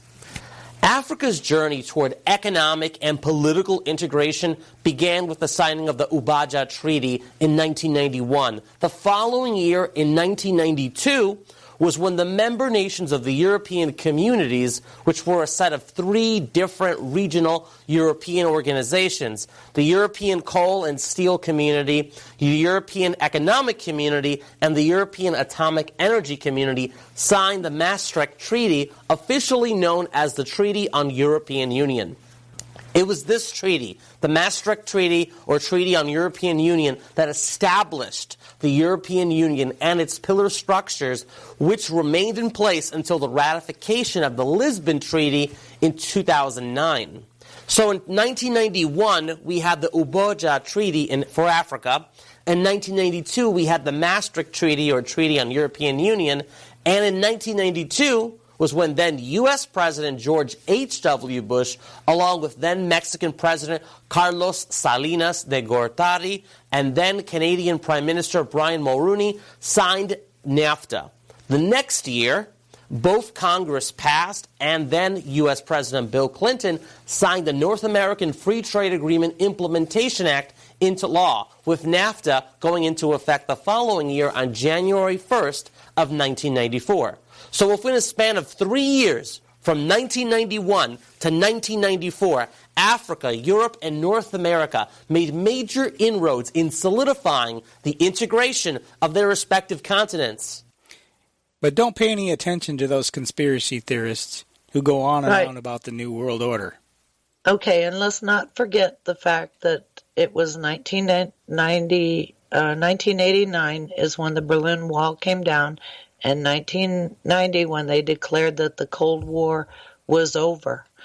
Now, what are they doing on these continents of Africa, North America, and I forget the third one. But anyway, what they're doing is Sovietization. Mm-hmm. The commissions to manage these countries are Soviets. Yes, that was what I think it was Mikhail Gorbachev, and I mistakenly said that it was the new American Soviet that he said. No, he was commenting on Europe. When the European Union came into being, Mikhail Gorbachev was quoted as saying, "This is the new European Soviet." And that is exactly the word that he used. So this is the model. This is what is being done, and it is cookie-cutter approach worldwide. The idea is to have these... The next step for the United States will be to break up the United States into smaller regions. Now, that will be sold to people saying, oh, we'll be free to do our own thing, like the northwestern states of the United States. But they don't look at it from a global perspective, which is that what you're creating is a smaller and weaker territory that will have no power whatsoever in a global system. And it is a usurpation of states' rights. And, Nixon started the process of regionalism in the United States when he was in office. And, when he divided it up into 10 federal regions. This is why each with their own capital, by the way. And the federal government still recognizes those regions. That's just why I start every show saying live from FEMA Regions 5 and 10. It's to point out to people exactly what we're facing here with regard to this regionalism. I'm in region 5 and you're in region 10, and this is how they recognize things. Yeah. And the thing is that they sell people on the idea, you're going to be so much more free, you'll be closer to government. Well, you won't be free at all. And anybody that buys into that, you will be a smaller and weaker territory in a global system. Yeah, that's how Nixon sold it, is that, we're bringing federal government closer to you, to more responsive to the people, and blah, blah, blah. I don't want the federal government closer to me, thank you very much. I want them as far away as possible, because all they do is suck up money. They suck up money, suck you dry like the parasites that they are. I don't want them to stay out of my life. It's incredible how they are setting up systems to manage every aspect of your life. Mm-hmm. I'm a person who likes to be by myself, and I feel crowded even though I stay by myself. They're crowding me, and I don't like it. Yeah, it's like the unwelcome house guest that won't leave. Yeah. Anyway, continuing here. While we've had the North American Free Trade Agreement with the U.S., Canada, and Mexico, in 2018, 27 African nations signed to create the African Continental Free Trade Agreement that we mentioned earlier, the AFCTAD. The forward to the UN's to the UNCTAD's specifically 240-page 2019 report on economic development in Africa makes the following admission about the AFCTAD in the forward, stating, quote, "The African Continental Free Trade Area is a landmark achievement in the context of the continent's long and rich history in fostering regional integration to unify the continent." Likewise, the current president of Mexico, Andrés Manuel López Obrador, recently said about the USMCA in his remarks delivered in Spanish following the signing of the Protocol of Amendment to the USMCA back on December 10, 2019, Obrador stated, quote, "With development cooperation which will be possible with this agreement, the unity of the Americas, the unity of our continent, the unity of all countries, the peoples of our America, the America that saw Abraham Lincoln born and of the America that saw Benito Juarez born, we have this agreement with North America without turning our backs on our America." Going back to Africa, Kutuyi states in his article that since July of 2019, the 54 members of the African Union have entered the operational phase of the AFCFTA, putting into action far-reaching plans to tear down barriers to trade and mobility on the continent. Kutuyi further goes on to state in his article, quote, "The new Pan-African agenda goes beyond trade and value chains, however, and includes free movement of African citizens across borders for both work and leisure travel. The African Union passport, aimed at facilitating the free movement of people on the continent, is beginning to gain momentum as well.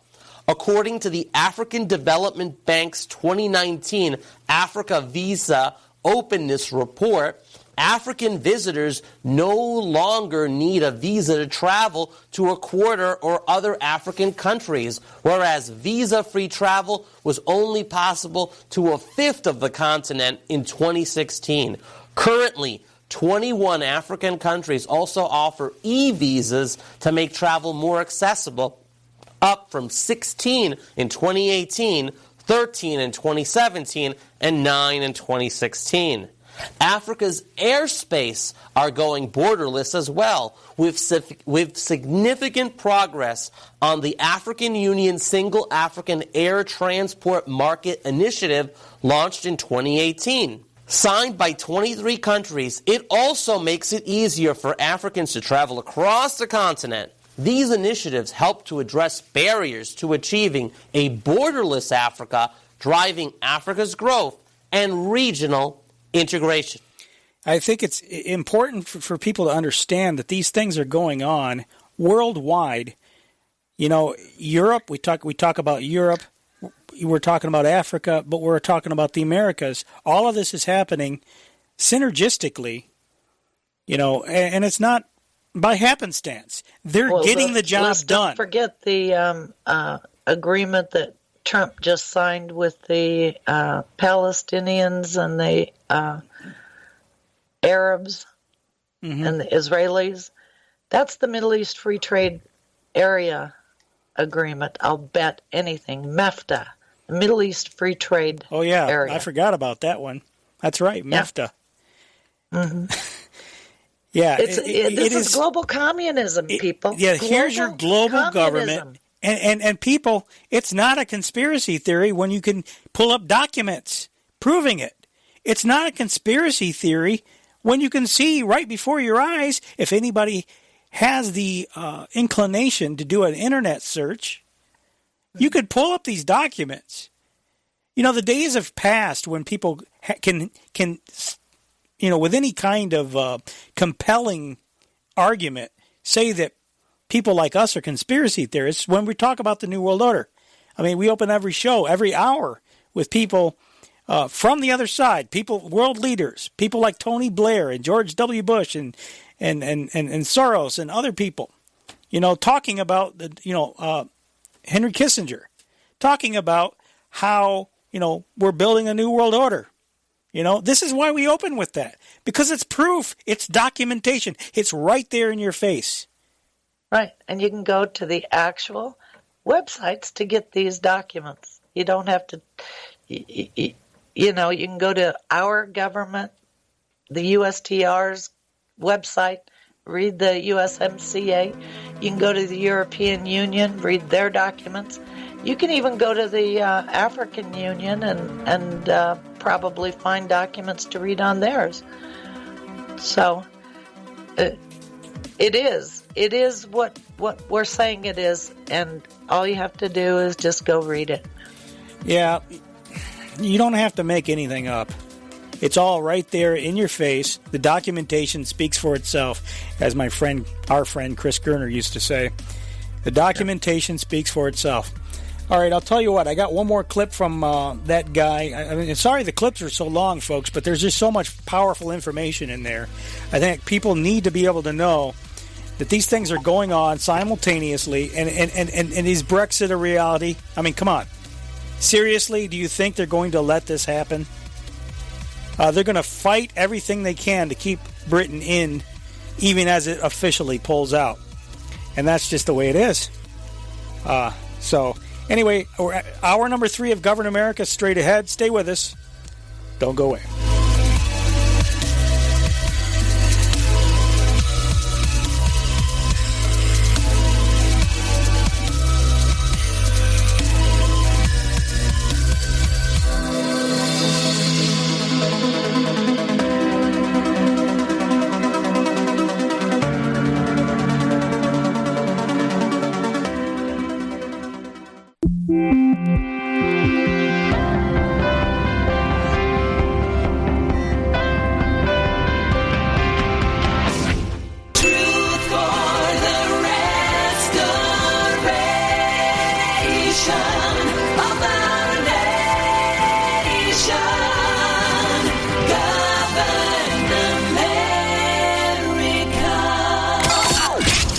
Before us the opportunity to forge for ourselves and for future generations a new world order. New world order. New world order. This is a moment to seize. The kaleidoscope has been shaken. The pieces are in flux. Soon they will settle again. Before they do, let us reorder this world around us. A new world order. A world where the United Nations is poised to fulfill the historic vision of its founders. Nevertheless, the United States is in a key position to shape this so that the problem of the Bush presidency will be the emergence of a new international order. The first decade of the 21st century, that out of what will be seen as the greatest restructuring of the global economy,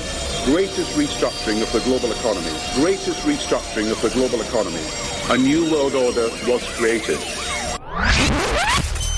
Documenting the crisis of our republic. The very word secrecy is repugnant in a free and open society. And we are, as a people, inherently and historically opposed to secret societies, to secret oaths, and to secret proceedings. Waging war on the New World Order. In the councils of government, we must guard against the acquisition of unwarranted influence, whether sought or unsought, by the military-industrial complex. This is Govern America with Darren Weeks and Vicky Davis. Live from FEMA Regions 5 and 10, this is Govern America, hour number 3. It continues to be the 1st of February, 2020. Already 1 month down, 11 more to go in this year, in this brand new year, which isn't so brand new year anymore. It's amazing. Just the years just keep going by and flying by, and as Derry Brownfield said, time flies whether or not you're having fun. And boy, aren't we having fun today. GovernAmerica.com is the website for the show. GovernAmerica.com. I haven't given it out. And Vicky, go ahead and give your information out if you would, please. Okay, my website is thetechnocratictyranny.com. And I have an older website, channelingreality.com. But you can find both links. Links for each website is on both websites. And my email address is on both of them as well. Yeah, and we've been playing audio from Christian Gomez of the John Birch Society, who is an excellent researcher over there. He's done fantastic work on a lot of different things, but the USMCA he seems to be an expert in that. And he's been talking about some of the regional bodies that are being built that we don't hear a whole lot about.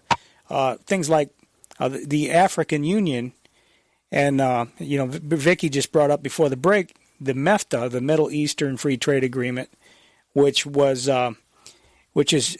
been produced and created. And I think it's interesting how Trump is trying to pick a war with Iran, it seems. The people around him especially, whether it's Trump's agenda or not, it doesn't really matter. He's the guy that's going along with it. And that reminds me, did you notice that when Nigel Farage was speaking, the sign that the EU parliamentarians had, United in Diversity? United in Diversity? United in Diversity.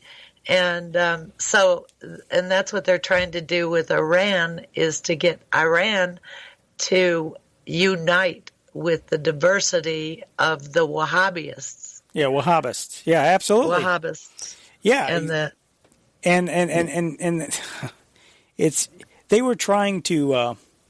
That's the thing, is that the reason why Soleimani was lured over there was supposedly under the guise that they will de-escalate things between Saudi Arabia and Iran, and they blew him to bits. So how much of a unification do they want?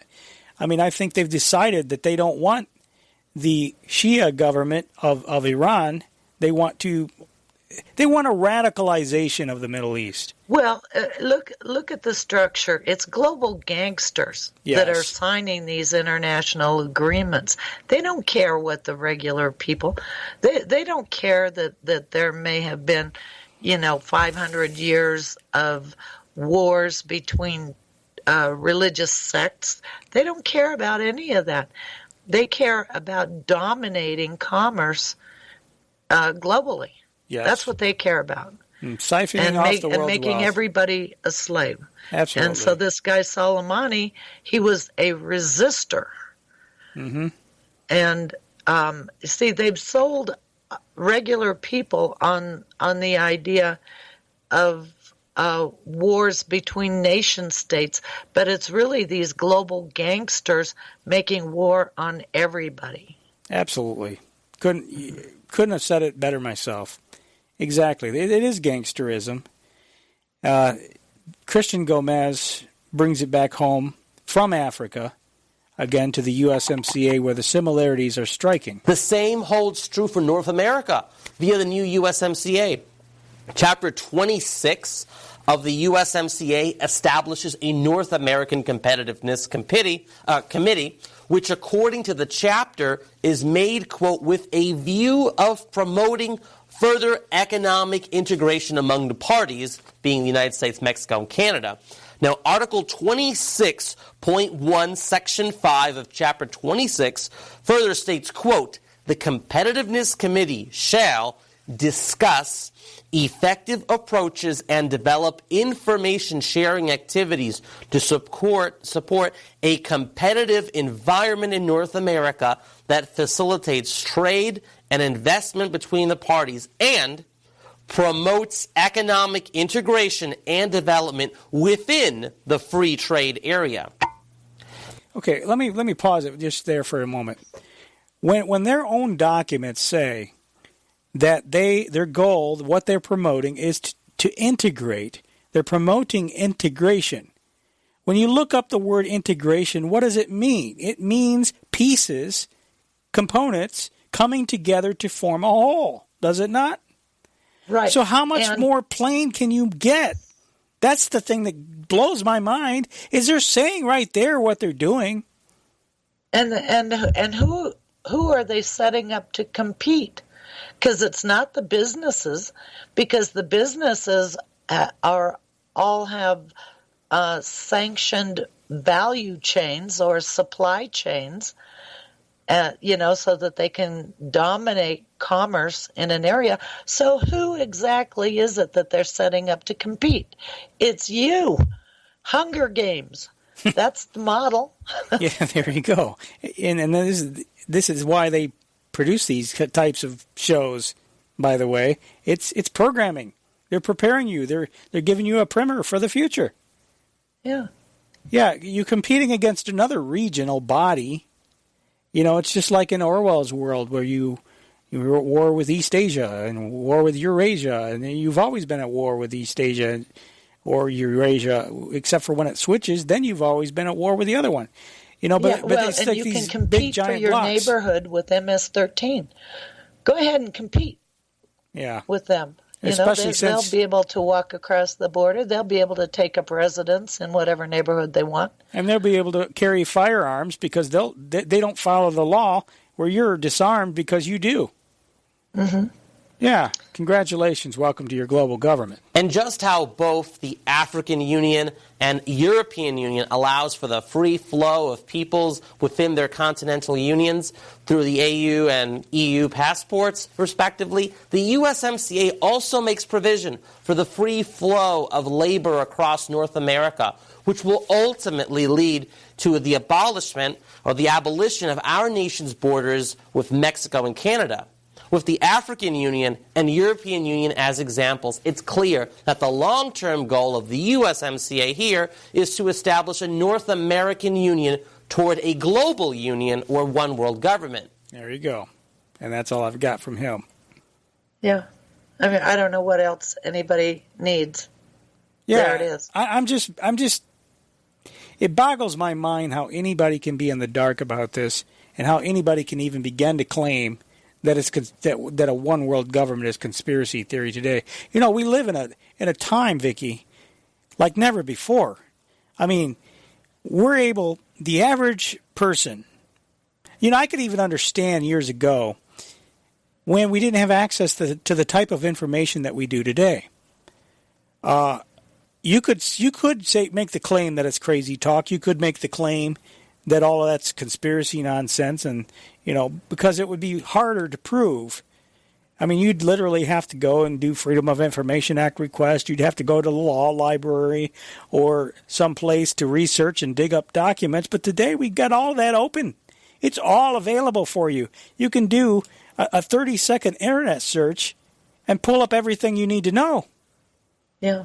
We have such a powerful access to information like never before. We have more information today to the average commoner than kings and royalty in years gone by had. I mean, and it's all at your fingertips at the speed of light. It's incredible. So for anybody to be in the dark, they just choose to be in the dark. But it's very damaging and dangerous to be in the dark today because our children are going to pay the price when this hammer comes down. And you can clearly see that it's being built. The more we've talked and the more we've listened to some of the audio today, I'm very, very clear. Britain is not going anywhere. No, it's a gambit. It's a fake out. And who knows whether or not Nigel Farage knows or understands it. Well, he might be very well intentioned, and he might actually believe they Brexited. But if he doesn't stay involved in the process of negotiation and hold Boris Johnson's feet to the fire, I'm telling you. I don't know. It might be a bit of an arcane area to understand how administrative systems work and how they're designed and how they're set up and what the steps are to do that. I grant the fact that what? area, but everything that they're doing, the way this is being done, is through administrative systems. All of the talk and speeches of politicians and all of that, everything that's done at a public and open level, that's just for show. Yeah. It's in the bowels of, where the nerds hang out, that all of this is being designed. Yeah. And Exactly. implemented. Yep. So. And that's what we try to do here is shine the light on it. One nerd to another. Open the nerd's den. The den of nerds. Shine the big spotlight in there. Watch the rodents scurry. Anyway, panel discussion at the Center for Strategic and International Studies. This is another one that you uncovered. This is Dan Tobin, who is at China Studies Facility at National Intelligence University. He's trying to answer the question, are the U.S. and China in an ideological competition? When Xi Jinping talks about turning China by mid-century into a global leader in terms of comprehensive national power and international influence, and assuming the center of the world stage, this almost certainly makes making the party's Leninist governance system more prestigious and influential than the West has been. Now that popping in the audio, that's more high-quality stuff that these think tanks have. You can understand my technical problems because this place operates on a shoestring budget. But when you get to the level of the Center for Strategic and International Studies, I think popping in the audio and all that stuff is really inexcusable. But that's just... So anyway, it's in the original, folks. That's what I'm trying to say here. Now, this is not to be accomplished tomorrow. It's a goal for several decades. And it doesn't mean exporting violent revolution, as in the Mao era, or overthrowing Western governments. But it does crucially mean that Beijing is competing to win, not simply to survive. That leads to my second point. If we're to grasp the implications of Beijing's international ambitions, we need to understand how Leninist ideology contrasts with our values. To begin with, it's very clear the party seeks to rewire the international order so that it runs through China. She talks about a protracted struggle over the international order and about opportunities to seize the initiative and set new rules in emerging domains such as cyber, outer space, polar regions, the deep ocean, etc. Beijing claims that Xi's vision of a community with a shared future for humankind will deliver peace and development, sovereignty and security better than Western-centric models that have held sway. Xi also says that Beijing seeks to build a consensus for the transformation of the global governance system on the political basis of a global network of partnerships linked to China rather than U.S. alliances. In this vision, the world's development is inextricable from China's and relies on the party's standards from infrastructure and technology to finance law and domestic security. The key question for us, however, is whether the preeminence Beijing envisions would change the nature of the order in a way that is acceptable or unacceptable for the U.S. and its allies. Let me be clear, I agree with Dr. Weiss that we have some important interests in common with Beijing, dealing with climate change being only the most momentous. Yet the phrase ideological competition accurately captures that we have incompatible political visions. That incompatibility, again, has nothing to do with Chinese culture and everything to do with Leninism. In the free world today, we see people as ends in themselves, and we believe liberty is worth prioritizing, even if it makes political decisions more difficult and costly, and even if it at times works against the interests of the whole or the group. Leninism, by contrast, makes individuals into means towards the achievement of collective social ends. For Beijing, individual human rights, including freedom of speech, assembly, and religion, are to be trampled on in the name of security and development. The party's conduct in Xinjiang is simply one of the more dramatic contemporary examples of these differences in values. Now he said Beijing seeks to rewrite the international order so that it runs through China, and that they want to build a consensus to transform the global governance system to operate on partnerships with Beijing rather than Washington. What? I would like to invite that guy to look at the U.S. healthcare system, the U.S. health insurance system. We don't have a healthcare system anymore. But I would challenge him to look at that and tell me that there is anything in American values in that system. There are none.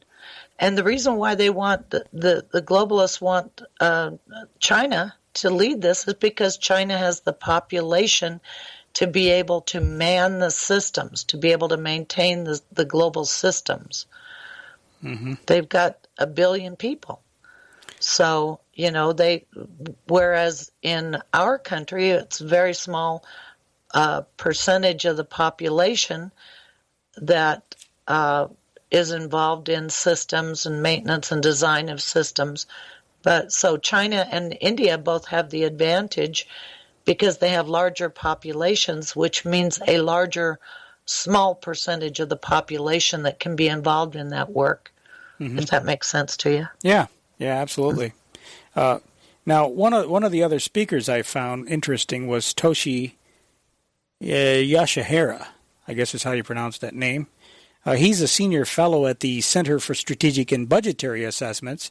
He talked about a group in China called the United Front Work Department and what their role is in supporting the Chinese Communist Party. What is the United Front Work Department?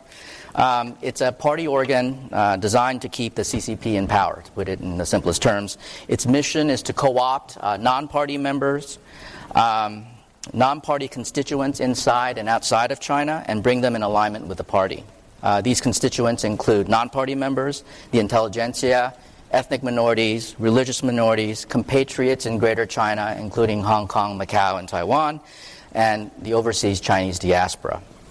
Now, the department was institutionally elevated and expanded under Xi Jinping, and multiple works have been published to promulgate and promote the importance of United Front work to party cadre and the public alike. One key rationale for revitalizing the United Front Work Department is the party's assessment of the class system in China. China's economic reforms and opening to the world created new social classes and unleashed new social forces that have deeply unsettled state and society. This stratification of society has added greater demands on governance and on the party to reassert its political control over an increasingly diverse and potentially fractious social order. For example, influential internet figures have been classified as a new social group within the broader grouping, the broader class of intelligentsia. Their knowledge, mobility, influence, and cutting-edge thought make them a powerful group. According to the United Front Work Department, there are some 4 million internet figures in China, and among them, there are about 50,000 internet opinion leaders. And among them, there are some 3,000 internet celebrities with over 1 million fans. This is clearly a group that needs to be monitored. Stop right there for a second. Okay. In the United States, it's called the creative class. And if you can do a search on creative class, and you will find the same thing here in the United States. The creative class. Yeah, I haven't researched that. I mean, I've known about them for a long time, but it used to be they would, at least one aspect of it, one program of it was that they would find these people that they wanted to bring on board into the creative culture, the creative class. And they would have them write books, and those books would be presented on C-SPAN. A lot of times it would be, some person plucked from the ghetto telling their ghetto story, or, some middle-class person telling their decline story and then how they got back up and, whatever. It's all for social. All the books were for a social purpose, to sell some kind of marketing message. So kind of a downtrodden underdog type of story in how you conquered your situation. Well, that was one part of it.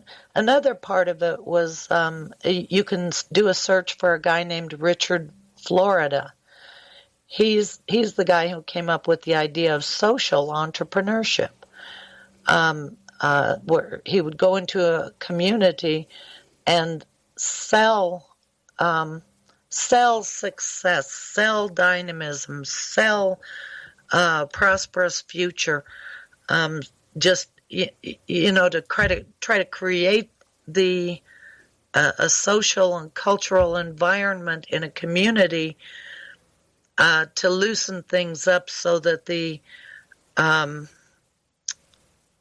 the real systems engineers could come in and take hold of a community and begin the process of what I would call, Agenda 21, communization of community sort of thing. When they bring in the breweries and the cool class, the creative class. Mm-hmm.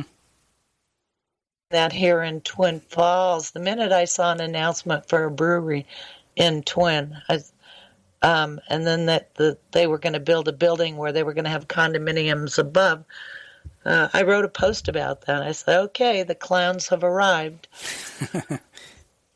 Yeah. No. We often look at China with a certain degree of paranoia. I think that's justified, honestly, because of its military prowess, which is largely empowered by the U.S. government foreign policy, starting with the Carter administration.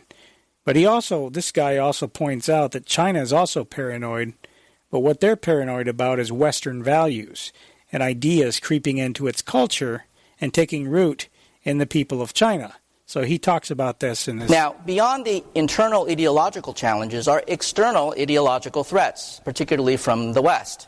Since the reform and opening era, China's contact with the outside world, including the West, has exploded.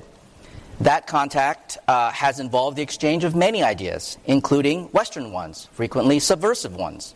The diversification of thought and attitudes within society has in turn accelerated, including the proliferation of potentially politically dangerous ideas. As one study notes, quote, in today's world, war without gun smoke in the ideological domain is everywhere. End quote. Let me repeat that again. In today's world, war without gun smoke in the ideological domain is everywhere. Yes, that's exactly right. That's war in the context of everything else. Mm-hmm. And we're all in it because of that stupid phrase, united in diversity. They're putting us all under a single global system, and it's supposed to be a uniculture. One culture. They say cultural diversity, but they don't really mean it. They mean for you to be an object to be manipulated. So that's what I was worried about when about 20 communist Chinese showed up in Meridian, Idaho, to look at a location there for investment. I thought, what's wrong with the leaders of this state? You're going to bring in communist people with money, and you think our community, our Idaho culture is going to survive that? No. Right. The elite of a community are going to sell out for the money, and we'll end up in a communist system.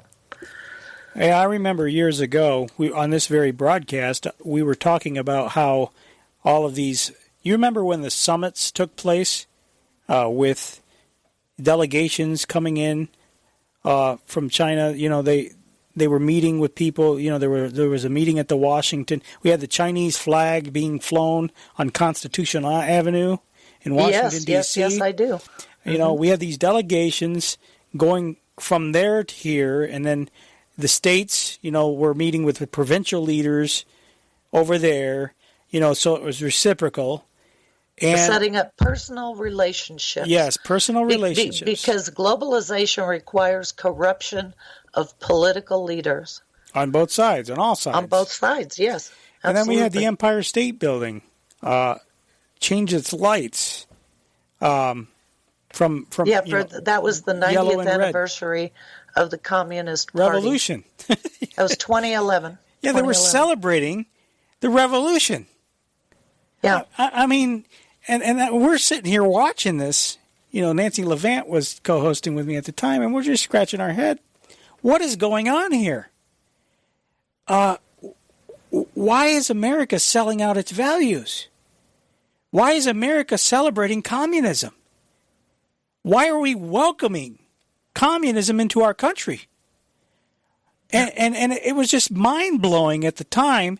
And then we played audio from NBC Los Angeles where they were talking about how these wealthy Chinese investors were coming to America to buy property and invest in, and isn't it wonderful that these wealthy Chinese investors are buying up all of our real estate because Americans can't afford it anymore? And it's like, okay, so are we being occupied? Are we being colonized? Are we being overtaken, overrun? Is this going to be the future of our country? And here we are down the road now, and supposedly we have a competition, or it's being explored anyway. I don't think they have much to worry about, honestly. I think there's a lot more competition, or a lot more cooperation, I should say, than competition. Well, I think they're already communists, so I don't think they really have to worry about any ideological infiltration except perhaps through Hong Kong. But they will squash Hong Kong one of these days. And we'll let them do it. Well, yeah, who's going to stop them? We'll help them do it. And Taiwan, too. The whole global system is communist. They're crushing the West. So anybody who doesn't understand that of our political leaders, there's something wrong with their thinking. Yeah, I think there's something wrong. Definitely. Now, how is this so? Well, let me quote another study. This one's going to be a lengthy quote, but I think it encapsulates this particular threat perception. Quote, "The United States and other Western countries have sought to fulfill their global strategic interests under the banner of democracy, freedom, and human rights. They have increased the political infiltration of some countries, attempting to subvert those regimes while propping up factions that favor Western interests. Hostile international forces have never abandoned the strategic intent of westernizing and splitting us as in China. They are working hard at infiltrating and disrupting us. These infiltration methods have become more varied by the day, while their shapes have become stealthier. They try in vain to overturn the leadership of the Chinese Communist Party and our socialist system, severely influencing our nation's political security, economic security, cultural security, and information security." End quote. The United Front Work Department sees the color revolutions in Europe and the Arab Spring as catastrophes in the export and the imposition of Western democratic systems. The United Front Work Department sees the West model also in decline. Its decreased effectiveness and operational failure, according to one study, quote, "daily lays bare the disadvantages and limits of Western political systems." Well, I got that right. One study concludes that United Front efforts are fundamentally superior to the Western model and better suited to China's historical development and local circumstances.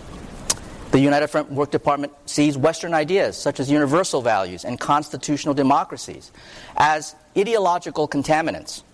They see people or classes of people potentially carrying and spreading those ideological viruses into the body politic. For example, one study views the people of Greater China, such as Hong Kong, Macau, and Taiwan, as those who carry such contaminants. As the study notes, quote, "long-term residence in capitalist environments has exposed Hong Kong, Macau, Taiwan, and overseas compatriots to Western values," end quote. The party's influence operations through Chinese overseas students, for example, should be viewed in this context. It is not just that they represent critical intellectual capital for the motherland, but that they could potentially carry those dangerous Western ideas back home. And so there is a need, in essence, to inoculate society back home from these thoughts and ideas. I don't want to ever be comfortable with authoritarianism. They're in the process right now of, it's like back to the anytime anybody, what's going to happen to these people if China comes in and squashes, as you put it, Vicky, these different countries like Hong Kong, or territories or whatever they are. Yeah. It's supposed to be, one nation, two systems type of deal. Taiwan. What's going to happen to the people that are there that in his words, have been exposed to Western values? And they're used to freedom. They're used to the lifestyle of being individuals, not being collective slaves. I mean, there's going to be a mass effort to re-educate. Well, they don't really have, I mean, they do have to squash rebellion, but ultimately it won't matter because everybody is going to be under a single global police state, surveillance state. It's a totalitarian system, and you won't be able to do anything. Everything in your house will be spying on you. Your phone, your refrigerator hooked up to the internet and has communications capability. Your TV has communications capability. Everything in your house that's electric will have communications capability, and you won't be able to dissent at all without them knowing about it. Yeah, it's definitely Orwell's world. There's no question about that. Yeah, and so, all of this interim stuff is just an interim problem to deal with, but they have the advantage, China does have the advantage in that they're already a communist system. Mm-hmm. We aren't, and so we have the few people like us who are objecting to this thing, but there's really not that many that understand the technocratic tyranny and how it's going to control everybody. Well, that's why they keep everybody at each other's throats. That's why the media tells us we're divided. That's why the divisions are being promoted. They do things to try to incite and to entrench people in their divisions, in their ideologies that serve no useful purpose other than to keep people at each other's throats. Because the real enemy is this. The real enemy is globalization and this totalitarian system you just described, which is being forced upon the world, and it's largely hidden in plain view. People don't see it because they're not looking. But it's right there. That was one of the most important things that guy, Lawrence Martin Bittman, was talking about. He said the Soviet Union focused mostly on psychology and human intelligence and basically the people and the ways to manipulate people. Mm. And so once you understand that those people are experts at the manipulation of people, then the awareness of it makes you, I think, more aware of who is saying what and what's the agenda behind it. What's the angle, Mm-hmm. Yeah, which sounds very distrustful on my part, but you're just paranoid. Yeah. Anyway, I just find it interesting that they talk about, there's a lot of talk about how China isn't any longer a communist country, how they've opened up to Western ideas to a certain extent, and they've opened up their markets, and they are more capitalist than they used to be, and blah, blah, blah. And yet, I don't see it. I don't see it. I mean, they may have adopted some things to help their economy, they may have adopted, but, as far as actual, human rights, actual liberty, no, they don't have that.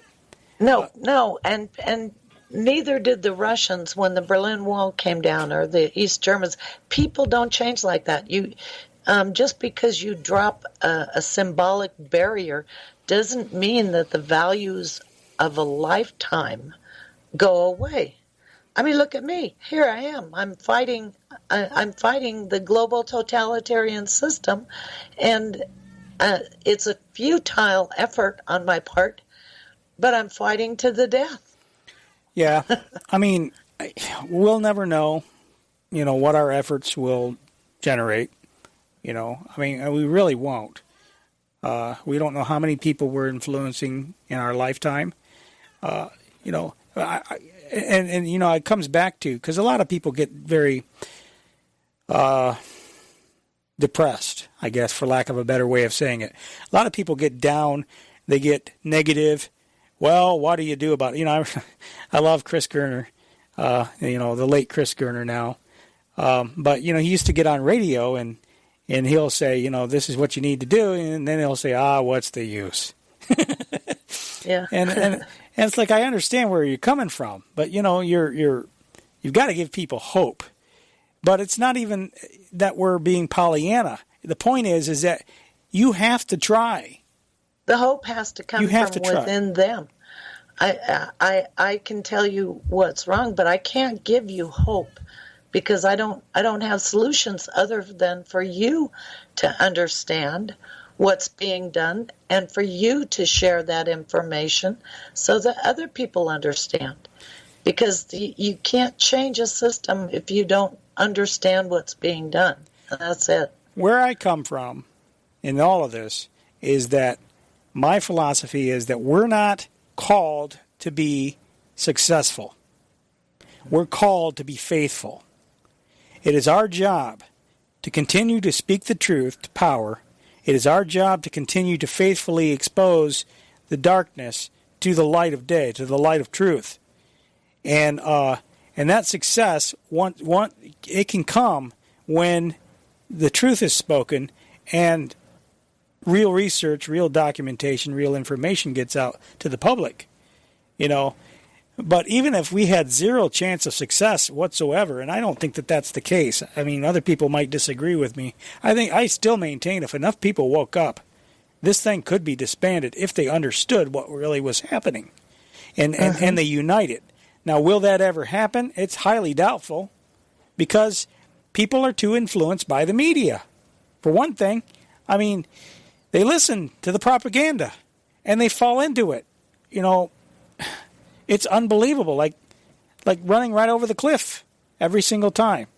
And right, like making excuses for Donald Trump. I was just thinking of that very thing. It's amazing.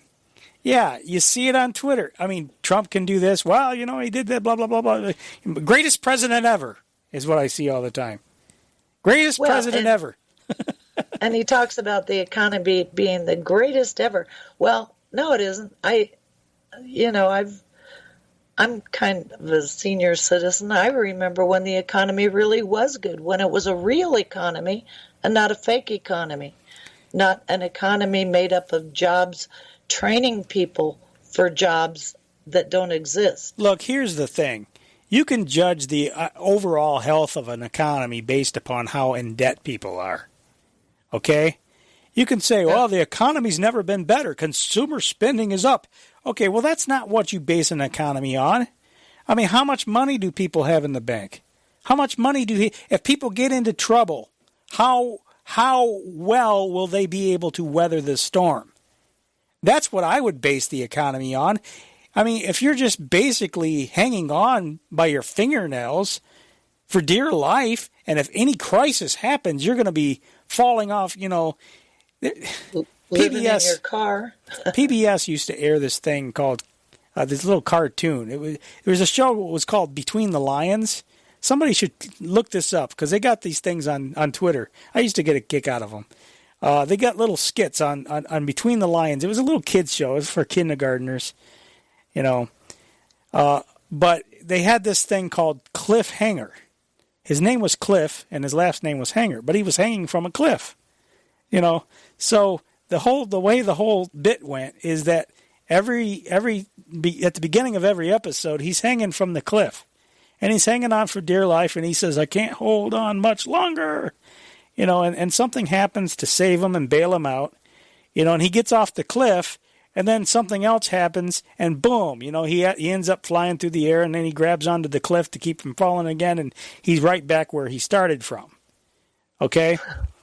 And it's kind of cute, but this is where we are with this whole global government today. Mm-hmm. Training the little kids that there will never be any security. Really, your life is going to be a cliffhanger the whole way. Yeah. Anyway, back to the and I'm sorry some of these things are kind of long. But I think the information that they have here is very important. And I talked about, we were mentioning just a moment ago about China's abysmal human rights record. I'm Peter Humphrey, an intelligence analyst and a former diplomat. When you add up all the human rights abuse cases around the world, it doesn't even come close to China. And so I have to ask, has this government lost the legitimacy to rule over a quarter of mankind? I mean, isn't it sort of time to start the campaign to break the Communist Party by opening up the information systems, for example, so that we can pay a little bit now rather than unbelievable amounts later? Anyone want to make the case for regime change on the panel here? You got any comments on that? Yeah, I just laughed. Go ahead. The guy's out of his mind. Do we want to do regime change in China? Yeah, no, I don't think so. Yeah, I don't know if that's what the guy in the audience meant, but I think that's how they took it on the panel. How are you going to crack? Well, that's kind of that is what he said. Yeah. You can open up the information systems, let the information flow but the people over there, they already get information from outside as they are able. Right. If they can get it through the great firewall. I don't think we ought to really pick that kind of fight with China. No, but that was one of as I recall, that was one of the countries that was mentioned in that project for the New American Century Report back on September 11th of 2000. It was published. Well, they've got to have the global system. They've got to bring in all of the countries, but they've already got China. China has the systems there. Iran is the only one that's blocking the systems at this point. Oh, and North Korea. But as far as I know, those are the only two holdouts.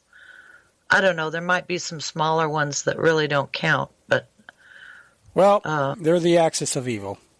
They got to be targeted. I want to suggest that kind of strategy, an offensive U.S. strategy to take down the Chinese Communist regime, is precisely the type of strategy that the Chinese Communist Party is so determined to ward itself against. And so I think that if we're thinking about a security dilemma, both sides, I think, need to walk back the offensive efforts or think about how to negotiate that, lest we really unleash a kind of global cataclysm. Why is China trying to make the world safe for authoritarianism, for its kind of authoritarianism?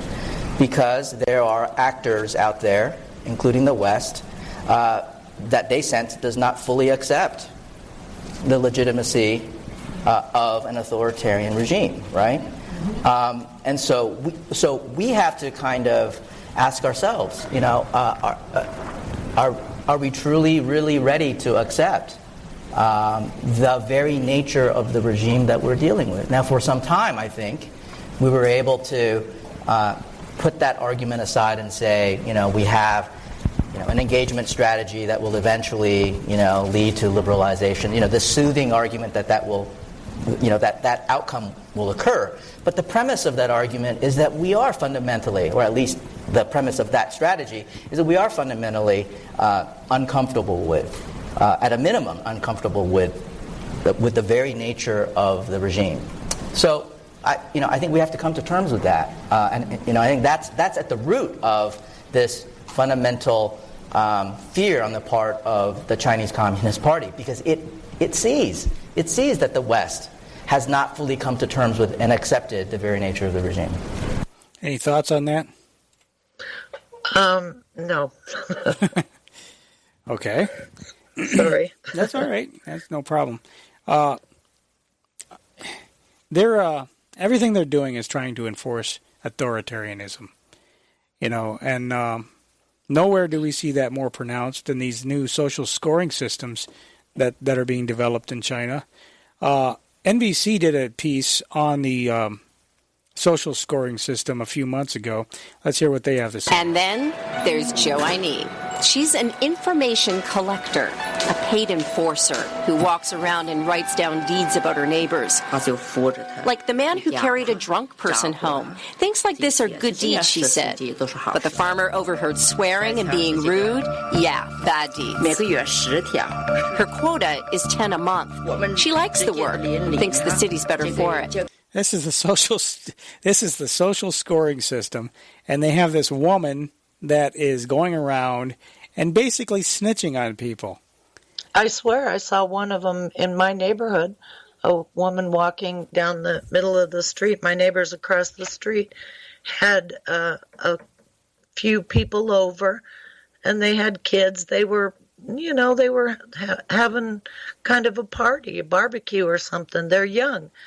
And this woman was standing in the middle of the street, taking license plate numbers, writing things down. It was disgusting.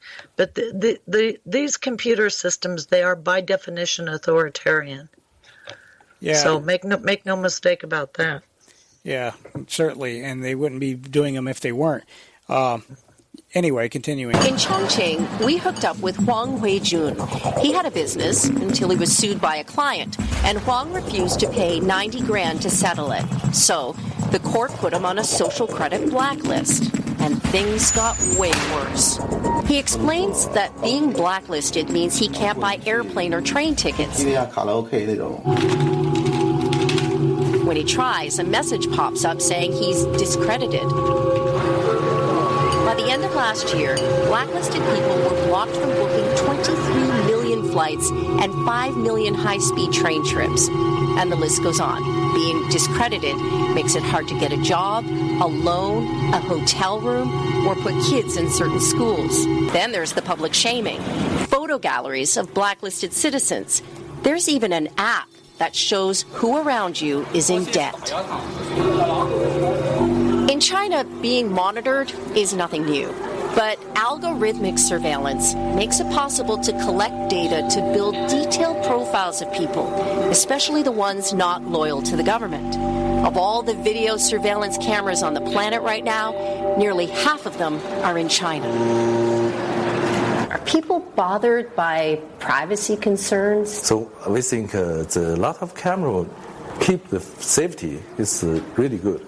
And cameras are getting smarter. So the information that comes up from my image identifies that I'm female, middle-aged, talks about whether I'm wearing glasses, the shape of my face. AI is taking them next level. They can do more than just see. They actually understand who they're seeing.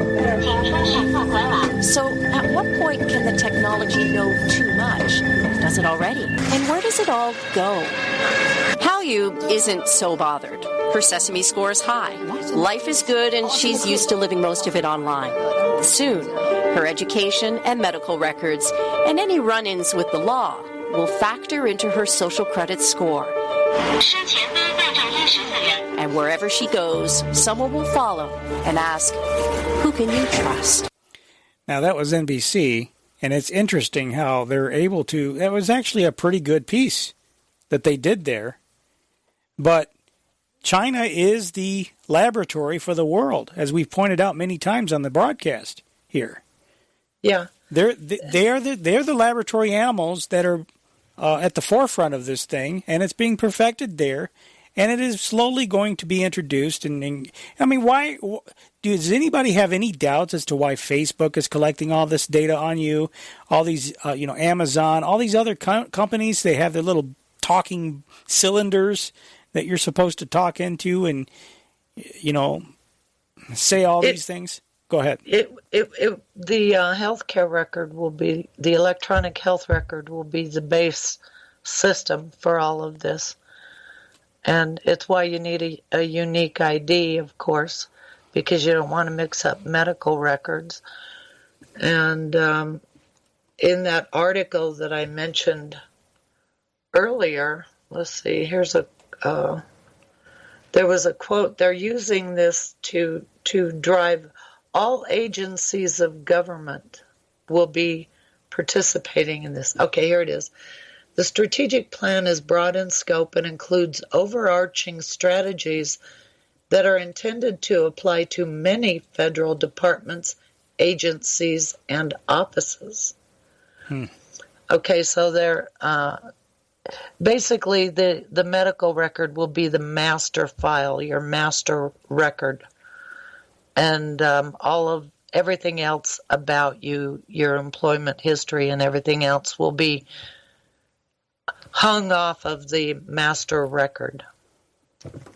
So it's a dark world, you know, and so much fits into when you talk about somebody's health. So much fits into it, especially with respect to the implementation of mental health. Mental health affects a lot of areas. Privacy is gone. You become just as much of an object as a vehicle in an inventory file. You know, you have different things about you. You have your education, you have your work history, you have your psychological record, you have your medical record, you have your income, your everything hangs off of that master file. Yep. And so you know, the privacy is gone. You're just an object in the database. I'm looking for something short to round out the program, and I don't know what we want to. You know, I do have some Saudi Arabia stuff. Maybe we can go there. The administration has been picking a fight with Iran, and that's kind of interesting that's going on at a time when the Saudi Arabia, you know, we had that Pensacola, Florida Naval Air Station shot up recently, and it was called an act of terrorism. Another alert now, about a month removed from the Saudi cadet that killed 3 sailors at the Naval Air Station in Florida. The U.S. is getting ready to send home more than a dozen Saudi service members who've been doing some training here in the States. Doug McElway's got more in this story. What's happening? It was actually 21, by the way. It wasn't more than a dozen. It was 21. Doug, good morning. Morning, Bill. This investigation into the Pensacola shooting comes at a sensitive time in relations with Saudi Arabia as tensions with Iran are heightened, and Saudi Arabia has taken on more responsibilities to help the U.S. preserve stability in the region, while at the same time it's coming under more scrutiny for incubating extremist ideologies.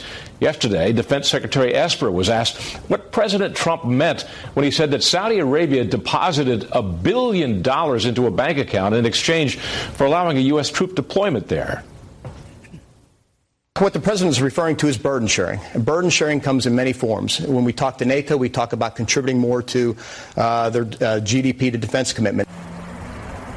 Demonstrating the complexity of the relationship, more than a dozen Saudi military personnel are reportedly being expelled from military training here in the U.S. following the investigation into the shooting at the Pensacola Naval Air Station. 3 American service members were killed. 8 others were wounded in that attack last December. I think we're being very careful. Obviously, Pensacola showed that there had been errors in the way that we vetted, and I think out of an abundance of caution, Secretary Esper has taken these actions to protect our servicemen and women.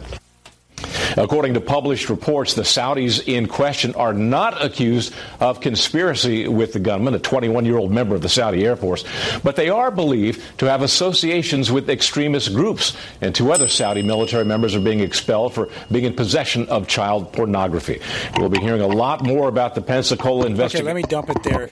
You know, at a time when we're picking a fight with Iran, a Muslim Shia country, which has been largely peaceful. I mean, they haven't attacked us.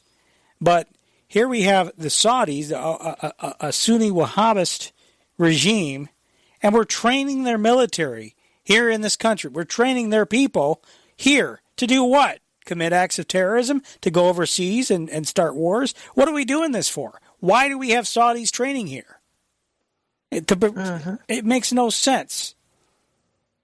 I think, I don't know. My personal opinion in my deepest, darkest recesses of my mind says that our government is being extorted. Do what we're telling you to do, or, we will release a virus. We will do a nuke event. We will do something. And I think these smaller events, like bringing Saudis over to shoot some people, I think those are demonstration events or punishment events. What's interesting to me is that after Jamal Khashoggi was chopped up with the bone saw, Trump came out and said, we're not going to do anything really. I mean, I'm paraphrasing, but he says we're not going to basically do anything about this because they buy weapons. They buy weapons from us, and we don't want to damage our weapons sales. Right. And the Saudis were always better allies with the Russians than they were with the United States. Well, and that's a fact. I don't think they're much allies, certainly with us, that's for sure. I don't think they are either. Anyway, somehow we seem to want to continue this relationship, though. They're certainly very close to Israel, however. It's interesting how they get along pretty well. Anyway, I think extortion is an important word in the whole relationship. Yeah, there you go. Anyway, folks, we're out of time. Fastest 3 hours in talk radio. In the meantime, pray for this republic. Do what you can to restore it. God bless you, folks. And we'll talk to you later. Thanks, Vicky. Thank you. Appreciate everything you do. Have a great weekend, everybody. Yep.